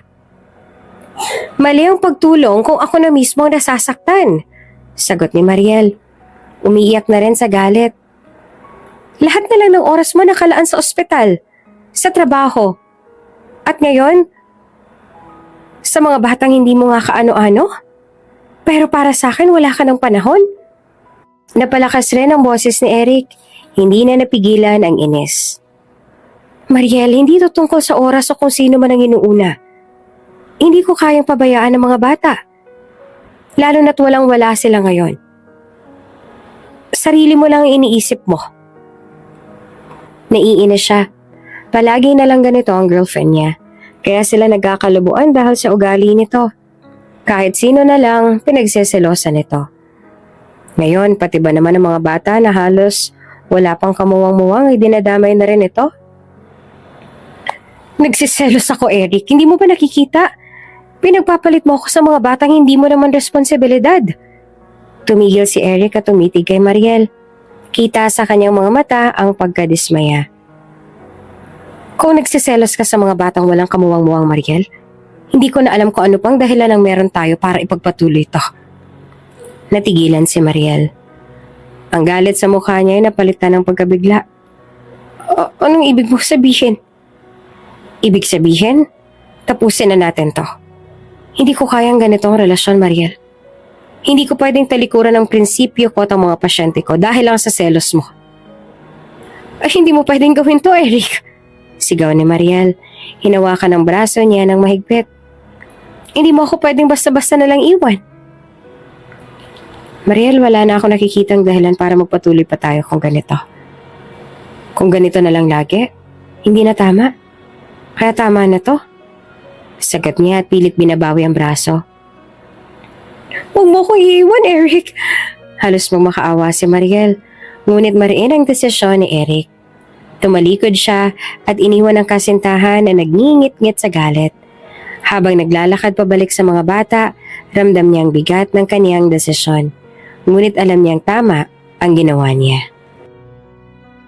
Tumalikod siya at iniwan ang kasintahan na nagngingit-ngit sa galit habang naglalakad pabalik sa mga bata. Ramdam niya ang bigat ng kaniyang desisyon, ngunit alam niyang tama ang ginawa niya. Sa bahay ni Eric, tahimik niyang ininom ang kaniyang woke habang iniisip ang mga nangyayari. Sa ospital, bigla na lamang tumunog ang cellphone niya at pangatlong tawag na ito ni Mariel sa loob ng 10 minuto. Napubuntong hininga siya sa labi sa inis. Hindi pa rin siya tinatantanan. Kanina pa siya nakakatanggap ng mga text mula dito. Puno ng panunumbat at pagbabanta. Kung iniwan mo ako, Eric, sisiguraduhin kong pagsisisihan mo to. Baka gusto mong malaman kung ano ang kaya kong gawin kapag galit ako. Hindi mo ako pwedeng basta-basta lang iwan, Eric. Tandaan mo yan. Tumunog ulit ang cellphone niya at isa na namang tawag mula kay Mariel. Napapikit siya ng mariin. Sinubukang kumalma. Ngunit sa ikapitong tinog ng ringtone ay hindi niya na natiis. Sinagot niya ito. Ang tono ng kanyang boses ay halatang iritable. Mariel, ano pa bang kailangan mo? Malamig niyang bungad. Eric, ba't mo ba ako iniiwasan? Bakit parang hindi mo na ako kilala? Akala ko ba mahal mo ko? Buliw ni Mariel mula sa kabilang linya. Huminga siya ng malalim. Pilit na pinipigilan ang galit. Mariel, tinapos ko na ang relasyon natin. Hindi na ito mag-work. Tigilan mo na to. Hindi mo ako pwedeng basta lang iwan, Eric. Hindi mo ba naiintindihan kung gaano kitang kamahal? Gagawin ko ang lahat para bumalik ka sa akin. Mariel, wala ka nang babalikan. Sinabi ko na sa'yo, hindi ko na kayang ipagpatuloy ito. Huwag mo nang gawing mas mahirap pa para sa ating dalawa. Kung iniwan mo ako, Eric, masisira ang buhay mo. Sisiguraduhin kong pagsisisihan mo tong ginawa mo. Pagbabantaan niya, halatang nagwawala na sa kabilang linya. Napatayo si Eric mula sa kanyang inuupuan. Ang inis sa kanyang mukha ay hindi na maitago. Hindi ako natatakot sa banta mo, Mariel. Kung talagang mahal mo ko, matututo kang tanggapin na tapos na tayo. Eric, please, huwag mo gawin sa akin to. I'll change, I promise. Aayusin ko ang lahat. Huwag mo lang akong iwan, please. Nagmamakaawa na si Mariel. Ang boses ito ay halos sumisigaw. Mariin niyang ipinikit ang mga mata at sinubukang huminahon. Mariel, hindi na ito tungkol sa pagbabagong sinasabi mo. Tapos na talaga tayo. Kung may respeto ka pa dyan sa sarili mo, tigilan mo na to. Hindi niya na hinintay ang sagot nito. Agad niyang pinutol ang tawag at ibinaba ang telepono. Nilingon niya ito na para bang iyon ang dahilan ng lahat ng kanyang inis. Huminga siya ng malalim. Sinubukan tanggalin ang bigat sa kanyang dibdib. Ngunit habang nakatitig siya sa telepono, naramdaman niya ang pag-ring muli nito. Tumunog ang notification tone ng isa pang text message mula kay Mariel. Hindi pa tayo tapos, Eric. Tandaan mo yan. Napailing si Eric. Alam niyang magiging mahirap ang mga sumunod na araw. Ngunit hindi na siya magpapadala pa. Tapos na talaga. Sa sumunod pa mga araw, ginawa niyang lahat para maiwasan si Mariel. Hindi niya sinasagot ang mga tawag nito. Kahit pa pumupunta ito sa ospital, ay hindi na rin siya nagpapakita dito. Hindi niya ito ginagawa para saktan si Mariel.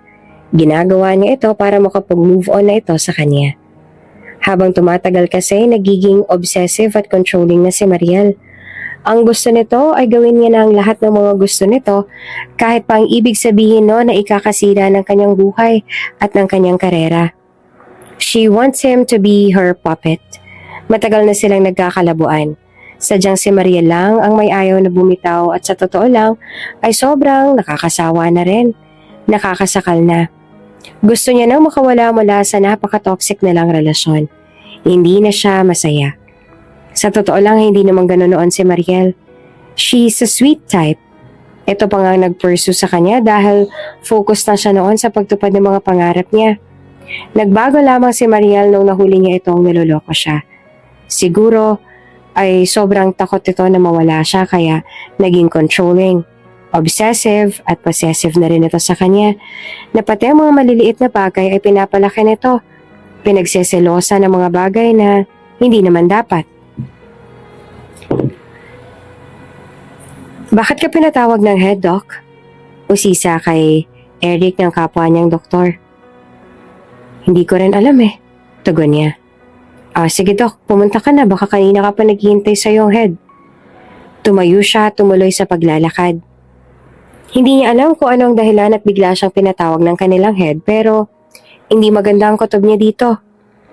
Ganon pa man, pinili niya pa rin na maging positive at tumuloy na siya patungo sa opisina. Sa loob ng opisina ng head ng hospital, halatang tensyon sa mukha ni Eric habang nakaupo sa harap ng mesa. Tahimik siyang nakikinig, ngunit ang kanyang mga kamao ay nakatikom sa ilalim ng mesa. Dr. Cooper, kailangan ka naming ilipat sa branch sa probinsya. Ito ang utos ng chairman. Seryosong sabi nito. Agad na nagtagpo ang kanyang mga kilay. Ililipat? Bakit naman po? Wala naman akong ginagawang masama rito ah. Huminga ng malalim ang head. Halatang hindi komportable sa usapan. Eric, alam mo namang anak ng chairman si Mariel. Malaking impluwensya niya sa ospital na to. Ayoko sanang sabihin pero malamang ay may kinalaman siya sa desisyon na to. Kumunot ang noon ni Eric. Ang galit sa kanyang matay malinaw. So, dahil lang sa personal niyang galit sa akin, kailangan sirain ang karera ko? Hindi ba't dapat patas ang sistema rito? Umiling ang head, bakas ang panghihinayang sa mukha. Wala na akong magagawa, Eric. Kapag hindi mo tinanggap ang transfer, mawawalan ka ng trabaho. Napahampas si Eric sa mesa dahil sa inis niya, ngunit agad niya itong binawi. Huminga siya ng malalim. Sinubukan na kontrolin ang sarili. Walang hustisya ito. Pero naiintindihan ko. Susunod ako. Sa pediatric ward, abala si Eric sa paglalaro kasama sina Theo at Milo. Pero sa kabila ng mga ngiti ng kambal, mababanaag sa mukha ni Eric ang bigat ng balita ang kailangang sabihin. Huminto siya sa paglalaro at huminga ng malalim. Mga bata, may sasabihin ako sa inyo. Maingat yung bungad. Napatingin ang kambal sa kanya. Halatang nagtataka. Ano po yun, Kuya Doc? Tanong ni Theo. Pansamantala akong aalis dito sa ospital. Ililipat kasi ako ng trabaho sa ibang lugar. Napamulagat ang kambal at agad na bumagsak ang balikat nila. Aalis ka po? Bakit po? Kuya Doc, ayaw mo na po ba sa amin? Tanong ni Milo. Ang boses nito ay nanginginig. Agad naman na umiling si Eric at hinawakan ng mga kamay ng kambal. Hindi totoo yan. Gusto ko nga kayo makasama palagi eh. Pero may mga bagay lang na hindi natin kontrolado. Pangako, gagawa ko ng paraan para makabalik ako kaagad. Promise po, Kuya Doc? Tanong ni Theo na halos mangiyak-ngiyak na. Ngumiti naman si Eric kahit masakit ang kalooban niya. Inaangat niya ang kanyang maliit na daliri at inilahad ito sa kambal. Promise. Pinky promise? Agad nang inabot ang kambal ang kanilang mga maliliit na daliri sa kanya. Pinky promise, Kuya Doc, sabay nilang sabi. Pagkatapos ng pinky promise, niyakap siya ng kambal ng mahigpit. Babalik po kayo tanong ni Milo habang nakayakap sa kanya. Babalik ako, sagot ni Eric at pilit na pinapakalma ang mga bata. Ngunit sa kalooban niya, ramdam niyang bigat ng kanyang pangako, lalo na't hindi niya alam kung kailan niya ito matutupad. Mahirap man para sa kanya ay sumunod na lamang siya sa kung ano ang gusto ng nakatataas. Hindi siya nakiusap kay Mariel na baguhin ito ang pasya dahil alam niya na may magiging kondisyon na naman ito sa kanya. Susundin niya na lang kung ano ang gusto nila. Ilang araw lang mula noon, kailangan niya nang umalis papunta sa probinsya. Sa loob ng sasakyan habang papunta sa airport, tahimik si Eric. Nakatingin sa labas ng bintana habang iniisip ang mga huling araw na kasama niya sina Theo at Milo. Mabigat ang pakiramdam niya. Ngunit alam niyang wala siyang magagawa sa sitwasyon. Biglang nag-vibrate ang kanyang cellphone. Agad niyang kinuha ito mula sa bulsa at binasa ang text message. From unknown sender. Good day, Mr. Cooper. Nahanap ko na po mga impormasyon tungkol sa inyong pasyente. Narito ang mga impormasyon. Kung may kulang pa, sabihin niyo lang po sa akin. Patient name, Lockett Soldaga. Blood type, AB negative. Condition, comatose, multifacial injuries, critical but stable. Children, Milo Soldaga and Theo Soldaga. Nanlaki ang mga mata ni Eric at hindi makapaniwala sa nabasa. Lockett? Bulong niya sa sarili. Habang muling tinitingnan ng impormasyon sa mensahe. Sa baba ng mga impormasyon ay picture ng isang babae. Isang babae na hindi niya makakalimutan kahit pa ilang taon ang nagdaan. Ang kasintahan niya noon si Lockett Soldaga. Ilang taon ang nagdaan ngunit hindi niya pa rin talaga ito nakakalimutan. Kahit pa noong nagkaroon sila ng relasyon ni Mariel, laman pa rin ito ng kanyang puso at isipan. Akala ni Eric noon na hindi niya ito muling makikita pa, kaya nga nawala na siya ng pag-asa na magtatagpo pa ulit ang landas nilang dalawa matapos silang biglang umalis matapos makipaghiwalay sa kanya. Ngunit sadyang mapaglaro ang tadhana. Sinong mag-aakala ng babaeng halos hindi makilala dahil sa matinding pinsala na natamo sa aksidente ay ang babae palang halos at labis na dumurog sa kanyang puso. Ngunit hindi niya pa rin makalimutan. Ang ex-girlfriend, naging pasyente niya pa. Hindi na siya nag-atubili. Manong pakiusap ihinto niyo. Kailangan kong bumalik sa ospital. Sigaw niya sa driver. Kaagad naman itong sumunod. Nagulat sa biglang pagbabago ng plano ni Eric. Mabilis na bumaba si Eric mula sa sasakyan at pumasok sa ospital. Pagkarating niya sa front desk, nagmamadali siyang nagtanong. Nasaan ang pasyente sa ICU? Si Lockett Soldaga at ang kambal. Nagulat ang nurse na naka-duty. Akala po namin papunta na kayo ng probinsya. Wala na yon, sagutin mo ang tanong ko. Mariin niyang sabi. Wala na pong pasyente dito. Kahapon lang may dumating na nagsabing kamag-anak nila. Sinabi nila na ililipat daw sa ibang ospital ang mag-iina. Parang binagsakan ng mundo si Eric. Ano? Saang ospital daw dadalhin? Hindi po nila sinabi. Akala po namin ay aprobado ninyo ang transfer. Nag-init ang ulo ni Eric. Ngunit hindi niya inalam kung kanino ibubuntong ang galit. Nagmamadali siyang pumunta ng ICU. Ngunit pagdating niya roon, wala na ang kama kung saan naroon ang pasyente. Tumigil siya at napatingin sa bakanteng kwarto. Nasaan na sila? Tanong niya sa sarili. Habol hininga at puno ng kaba. Hindi siya tumigil.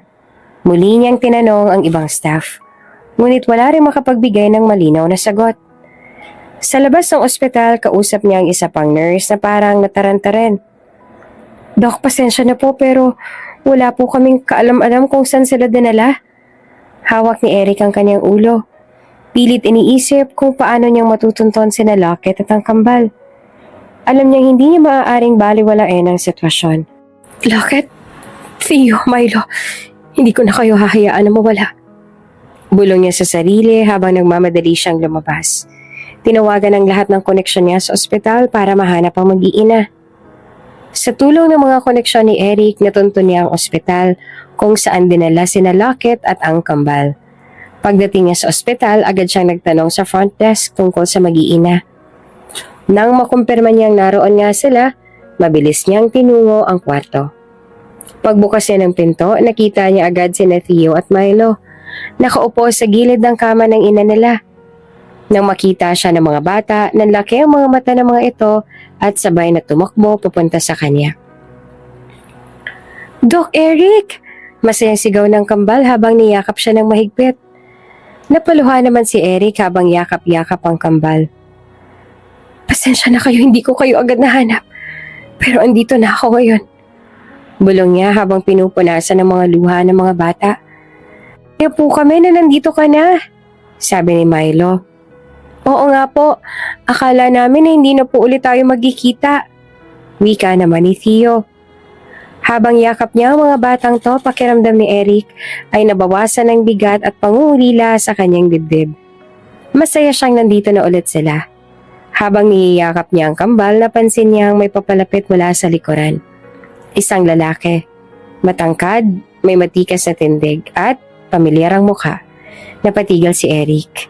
Pilit iniisip kung saan niya nakita ang lalaki. Doc Eric, maaari ba tayong mag-usap? Tanong ng lalaki na may bahagyang nerbiyos sa boses. Tumango si Eric at tumingin sa kambal. Saglit lang ha mga bata, mag-uusap lang kami. Dinala siya ng lalaki sa isang sulok ng kwarto. I'm Marco. I'm sure kilala mo na ako. O baka hindi mo lang ako tanda. Pagpapakilala na to. Kuya ako na Lockett. Tumango si Eric. Natatandaan na kita. Hindi ko lubos na akalain na makikita kitang muli. Akala ko ibang tao ang sinasabi ng mga pamangkin ko na Doc Eric Cooper. Ikaw pala talaga. Seryoso na sabi nito at muli siyang tinitigan. Paano mo nahanap ang mag-ina? Sa ospital kung saan ako nagtatrabaho sila dinala nung araw na naaksidente sila. Maingat na sagot ni Eric. At ikaw, paano mo sila nahanap? Pinahanap ko sila matapos hindi ko na makontak ang numero ng kapatid ko. Akala ko'y galit lang siya sa akin dahil sa lahat ng nangyari sa aming pamilya. Hindi ko lubos akalain na aksidente pala sila. Mabuti naman at nandito ka na. Sobrang nakakaawa ang kambal dahil wala silang naging karamay. Aniya sa seryoso pa rin na tinig.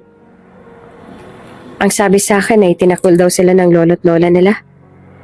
Dumaan ang hiya at awa sa mga mata ni Marco. Ganun na nga nangyari. Nagalit kay Lockett ang magulang namin matapos siyang magpasya na hanapin ang ama ng mga anak niya at ipaalam dito ang tungkol sa mga bata. Ganun pa rin palang ugali nila kahit na ilang taon nang lumipas. Makahulugan na sambit ni Eric kay Marco. Tumango naman ito. Hindi ko alam kung kailan ba sila magbabago. Hindi ko rin masisisi si Lockett na nagsawa na siya sa ugali nila. Sandaling natahimik si Marco. Tila nag-iisip kung paano sasabihin ang gustong iparating. Hanggang sa nagtanong ito ng derechahan. Alam mo na ba ang totoo? Kumunot ang noon ni Eric. Anong totoong tinutukoy mo? Huminga ng malalim si Marco bago tumingin ng diretso sa kanya. Ang kambal. Sila ang mga anak mo. Ikaw ang dahilan kaya bumalik ng Pilipinas. Dahil gusto ni Lockett na malaman mo ang totoo tungkol sa kanila. Napalunok si Eric. Hindi makapaniwala. Anong sinasabi mo? Paano nangyari yun? Silang mga anak mo, Eric. Noong naghiwalay kayo at umalis siya ng bansa, nagdalang taon na siya noon. Hindi niya lang nasabi agad sa'yo dahil ayaw ng mga magulang namin at nagbanta rin siya. Nasisirain nila ang buhay mo. Gusto ni Lockett na matupad mo ang mga pangarap mo kaya mas pinili niyang sundin kung anong gusto ng aming mga magulang. Ulit ni Marco. Matagal nang gustong sabihin sa'yo ni Lockett, pero hindi niya nagawa. Alam kong mahirap tanggapin ito ng biglaan, pero ito ang katotohanan. Gulat at lungkot ang nararamdaman ni Eric. Hindi niya alam kung anong nararamdaman. Masaya dahil sa wakas ay nalaman niya na. O malungkot dahil sa mga taon na nawala. Sabihin mo sa akin ang totoo. Ang mga magulang niyo rin bang dahilan kaya nakipaghiwalay sa akin si Lockett noon? Tanong niya. Tumango si Marco. Oo, silang dahilan. Mahal na mahal ka ng kapatid ko. Subalit wala siya magawa dahil yun ang gusto ng aming mga magulang. Gusto niya lang na maprotektahan ka kaya sinunod niya kung anong gusto nilang mangyari. Sa puntong yon ay nakaramdam ng galit si Eric para sa kanyang sarili. Dahil naalala niya ang mga panahon na galit siya kay Lockett sa pag-aakala na binabaliwala nito ang lahat ng kanilang mga pangako para sa isa't isa noon. Hindi niya naisip na ang lahat ng ito ay ginawa lang pala ni Lockett para sa kanya. Para sa mga pangarap niya dahil mahal na mahal siya nito. Nagpatuloy si Marco. Tutulungan kita, Eric. Tutulungan ko kayong mag-ama. Kayo ng kapatid ko. Hindi ko nagawang tulungan ng kapatid ko noon pero hindi ko hahayaang mangyari ulit iyon. Ayoko na magkamali ulit. Hindi agad nakapagsalita si Eric. Ngunit sa kanyang puso, ramdam niyang determinasyon. Hindi niya pababayaan ang kanyang mag-iina. Tumango siya at tiningnan si Marco. Salamat. Gagawin ko ang lahat para protektahan sila. Sa isang tahimik na sulok ng ospital, pinili ni Eric ang tamang sandali upang kausapin sina Theo at Milo. Naupo siya sa harap nila. Hawak ang kamay ng kambal habang sinusubukan niyang maghanap ng tamang salita. Mga bata, may gusto sana akong sabihin sa inyo. Panimula niya. Pilit na pinapalakas ang loob. Nagtitigan naman ang kambal. Nagugulahan pero nakikinig. Ano po yun, Doc? Tanong ni Theo na ang mga matay puno ng kainosentehan. Alam niyo ba kung bakit gusto ko kayong laging kasama? Tanong ni Eric, bahagyang nanginig ang boses. Umiling ang kambal. Sabay na sumagot. Bakit po, Dr. Eric? Huminga ng malalim si Eric bago ngumiti. Dahil ako ang tatay ninyo. Nanlaki mga mata ni Theo at Milo sabay na napaluha. Kayo po ang daddy namin? Tanong ni Milo, halos pabulong. Tumango si Eric. Hindi na napigilan ng sariling luha. Oo mga anak. Sinabi sa akin ng Tito Marco ninyo ang totoo. Mga anak ko kayo. Ako ang inyong ama. Pasensya na kung ngayon nyo lang nalaman. Pero mula ngayon, pangako ko, hindi ko na kayo iiwan. Lagi ko kayong poprotektahan at aalagaan. Biglang lumapit ang kambal sa kanya. Sabay na yumakap ng mahigpit. Daddy, ang tagal po namin kayong hinanap. Sabay nilang sigaw. Umiiyak pero masaya. Yumakap ng mahigpit si Eric sa kanila. Hindi na kayo mawawala ng daddy. Promise ko yan. Itinaas niya ang pinky finger niya na ginaya rin ng kambal. Masayang masaya si Eric at ganun din ang kambal. Naging madamot man para sa kanilang tadhana noon, ang mahalaga ay kasama niya na ang mga anak niya ngayon. Ang mahalaga ay binigyan pa rin siya ng mundo ng pagkakataon para magpakaama sa mga anak niya at kilalanin siya ng mga ito bilang kanilang ama. Isa na lamang ang tanging hinihiling nila ngayon. Iyon ay sana magising na si Lockett at mabuo na nila ang pamilya na tulad ng pinapangarap nila ni Lockett noon. Kinagabihan, tinawagan ni Eric si Mariel upang makipag-usap sa kanya ng harapan. Napagpasyahan niya ang ito ng tamang oras upang wakasan ang anumang natitira sa kanilang relasyon. Mariel, salamat sa pagpunta. Bungad niya, habang magkalapit sila sa isang coffee shop malapit sa ospital. Sumimangot si Mariel. Anong kailangan mo? Bumalik ka na ba sa akin? Humiling si Eric. Kailangan natin mag-usap. Hiling ko na sana'y tigilan mo na ako. Nagulat si Mariel. Ano? Bakit? Dahil na naman ba sa mga batang yon? Sila na ang dahilan bakit hindi ka tumuloy patungo sa probinsya. Don't tell me sila rin ang dahilan kaya gusto mo akong makausap ngayon. Tumango si Eric at seryoso ang tingin. Oo, Mariel. Napairap ito sa Ines. Ano ba talagang pinakain sa'yo ng mga batang yun para maging ganito ka na lang? Hindi ka namang ganito noon na. Mga anak ko sila, Mariel. Pahayag niya na napatigil kay Mariel at natulala ito sa kanya. Gusto kong tapusin na natin ang lahat ng to. Gusto ko na lubayan mo na ako dahil nahanap ko ng pamilya ko. Nalaman ko na may anak ako at gusto ko silang alagaan. Sila ang priority ko ngayon. Matagal mo na bang alam na may anak ka? Inililihim mo lang ba sa akin ang tungkol dito? Rinig sa tinig ni Mariel ang galit. Hindi. Kanina ko lang din nalaman na magkaanak kami ni Lockett.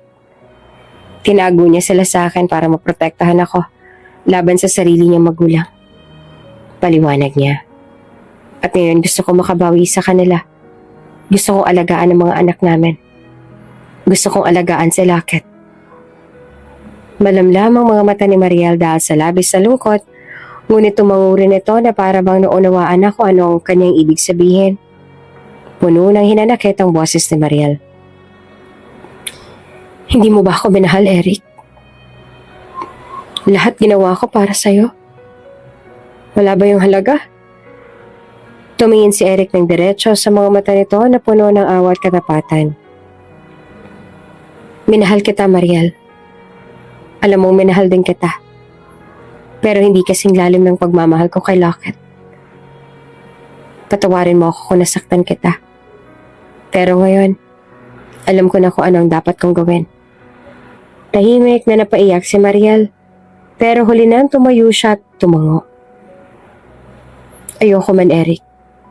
Pero tanggap ko na. Mahal mo pa rin siya. Sana masaya ka. Tumayo rin si Eric. Salamat, Mariel. Sana rin masaya ka balang araw. At sa wakas, tuluyan ang natuldukan ang relasyon nila. At nakaramdam si Eric ng kapanatagan. Sa isip niya, handa siyang simulan ng bagong buhay kasama ang kanyang mga anak at si Lockett. Kung bibigyan man sila ng pagkakataon ng mundo na maging isang masaya at kompletong pamilya. Lumipas ang mga buwan, nanatili pa rin walang malay si Lockett. Sa bawat araw na dumadaan, inaalagaan ni Eric ang kambal nilang anak na parang sariling buhay niya. Naging mas malapit sila sa isa't isa. Gabi-gabi, sama-sama silang nagdarasal sa tabi ng kama ni Lockett. Lord, please, gisingin niyo na si Mommy. Bulong ni Theo, habang nakaluhod sa tabi ng kama. Promise po namin magiging mababait na kami, dagdag ni Milo. Sabay mahigpit na hawak sa kamay ni Eric. Huminga ng malalim si Eric. Malapit na. Magiging maayos na ng lahat. Sabi niya. Pilit na pinapalakas ang loob ng mga bata habang iniiyak sa Diyos ang bigat sa kanyang puso.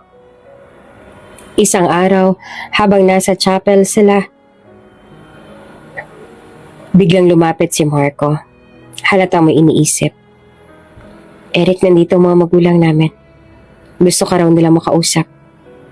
Napatingin si Eric sa kambal. Kayo na muna magdasal para sa mami ninyo, ha? Babalik agad si Daddy. Tumango mga bata at iniwan niya sila ni Marco. Paglabas niya, naroon ang magulang ni Lockett. Parehong halatang puno ng galit. Agad silang nagsalita.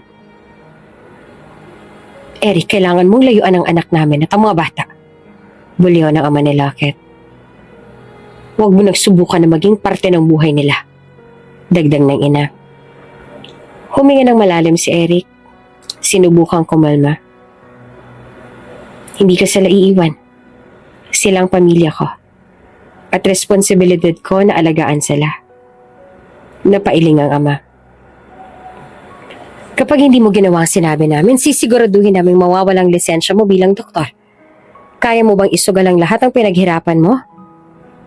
Tumayo si Eric ng diretsyo. Hindi natitinag.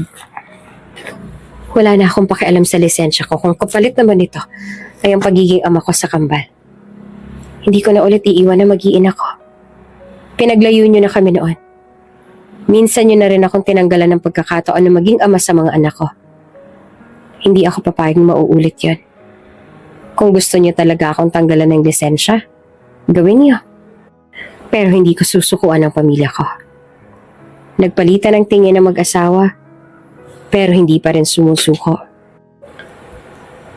Kahit gawin namin ang lahat ng paraan para masira ang reputasyon mo? Tanong ng ina. Tinitigan sila ni Eric na puno ng determinasyon. Sinubukan na namin sumunod sa inyo noon. Sinunod na nila lahat ng gusto niyo. Ngunit sa huli, hindi pa rin kayo nakontento? Nasaktan pa rin ang babaeng mahal ko at maging ang mga anak namin. Ngayon kahit ano pang gawin niyo, hindi ko na sila pababayaan. Gawin niyo kung anong gusto niyo. Pero hindi niyo na kayang sirain ang pamilya ko. Napatigil ang magulang ni Lockett. Halatang natamaan sa sinabi ni Eric. Matapos ang ilang sandali, tumayo ang ama at halatang napaisip. Sige. Pero tandaan mo Eric, hindi pa tapos. Pagkatapos ay tumalikod na sila at umalis. Halatang natalo sa pagkikipagtalo. Bumalik si Eric sa kambal na naghihintay pa rin sa chapel. Yumakap siya sa kanila sabay sabi, walang makakapaghiwalay sa atin. Pangako yan. Ngumiti si Theo at Milo sabay sabi, Promise, Daddy? Promise. Sagot ni Eric sabay taas ang pinky finger. Nag-pinky promise silang tatlo. Sabay nagdasal ulit para sa pagaling ni Lockett. Sa isip ni Eric, alam niyang ginawa niya ang tamang desisyon kahit gaano pa kahirap ang naging laban. Matapos ang maraming gabing walang tigil na pananalangin, isang gabi habang tahimik na nakaupo si Eric kasama ang kambal sa ICU, biglang gumalaw ang daliri ni Lockett. Daddy, gumalaw si Mommy! Excited na sigaw ni Milo na agad naman na napatingin kay Eric. Tumayo agad si Eric at tinawakan ng kamay ni Lockett. Lockett, naririnig mo ba kami? Dahan-dahang dumilat si Lockett. Mahina, ngunit malinaw na namulatan ng mga mata.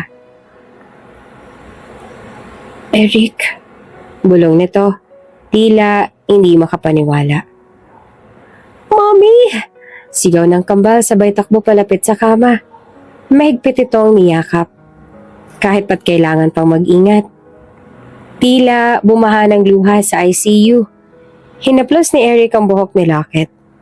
Hindi napigilan ang pagbuhos ng luha dahil sa wakas ay ibinalik na ng Diyos ang nakababata nitong kapatid. Habang nasa pribadong silid na si Lockett, tahimik niyang nakikinig habang ipinapaliwanag ni Eric ang lahat. Kung paano niyang nalaman ang totoo, kung paano niyang inalagaan ang kambal, at kung paano niyang ipinaglaban ang kanilang pamilya laban sa mga hadlang. Ibinalik ka ng tadhana sa akin. Ibinila kayo ng Diyos sa akin. Hindi ko rin lubos akalain na muli kitang matatagpuan at muli kitang makakasama. Ni minsan ay hindi sumagi sa isip ko na magiging pasyente kita, subalit marahil ay plano lang ito ng tadhana. At hindi ko kayang mawala pa ulit kayo sa akin. Lalo na't nalaman kong akong ama ng kambal. Sabi ni Eric, diretso ang tingin kay Lockett. Puno ng pagmamahal at determinasyon. Eric, hindi ko alam kung paano kita pasasalamatan. Hindi ko inaasahan na sa kabila ng lahat, babalik ka pa rin. Alam ko nagkamali ako noon. Patawarin mo sana ako. Sagot ni Lockett. Mga luhay dumaloy sa kanyang pisngi. Shhh! Wala kang kasalanan. Sa ating dalawa ako ang may mali dahil hindi ako nagtiwala sa'yo. Humanap ako ng iba para lang makalimutan kita. Patawarin mo ako. Bahagya namang umiti si Lockett. Naiintindihan ko ang dahilan mo. Kaya alos lang yan at pinapatawad kita. Hinawakan ni Eric ang kamay ni Lockett. Hindi na kita iiwan ulit. Pangako ko yan. Mahal pa rin kita, Lockett. At hindi nagbago ang nararamdaman ko kahit ilan pang taon ang lumipas. Nagkatinginan sila. At sa unang pagkakataon matapos ang mahabang panahon, naglakas loob si Lockett na magsalita. Eric, mahal din kita. Noon pa man ikaw lang laman ng puso ko. Napangiti si Eric. Ang bigat ng mga taon na nawala sa kanya ay tila napawit. Salamat, Lockett. Ngayon, buo na ulit tayo. Ako, ikaw at ang kambal. Bigla namang sumulpot si Theo at Milo, hawak ang kamay ng isa't isa. Mommy, Daddy, ibig sabihin magkakasama na tayo ulit? Tumango si Lockett habang mahigpit siyang niyakap ng kambal. Sa wakas matapos ang maraming pagsubok, nabuong muli ang kanilang pamilya. Makalipas ang ilang buwan, muling bumalik sa normal ang lahat. Magkasamang inaalagaan ni na Eric at Lockett ang kambal. Puno ng pagmamahalan at pasasalamat sa bagong simula. Sa harap ng maraming pagsubok, nanaig ang pagmamahal nila sa isa't isa na naging pundasyon ng kanilang masayang pamilya. Kung bago ka pa lang sa channel na ito, Ate Jane TV, huwag kalimutang pindutin ang notification bell and subscribe button. Sana po hindi naman malaking abala sa inyo ang pagpindot ng subscribe button dahil ang kapalit po nito ay ang pagsuporta para makapag-produce ng mga libreng stories sa mga channels ni Ate Jane. Maraming salamat! Doc, tulungan niyo pong mami namin. Umiiyak na pakiusap ni Theo.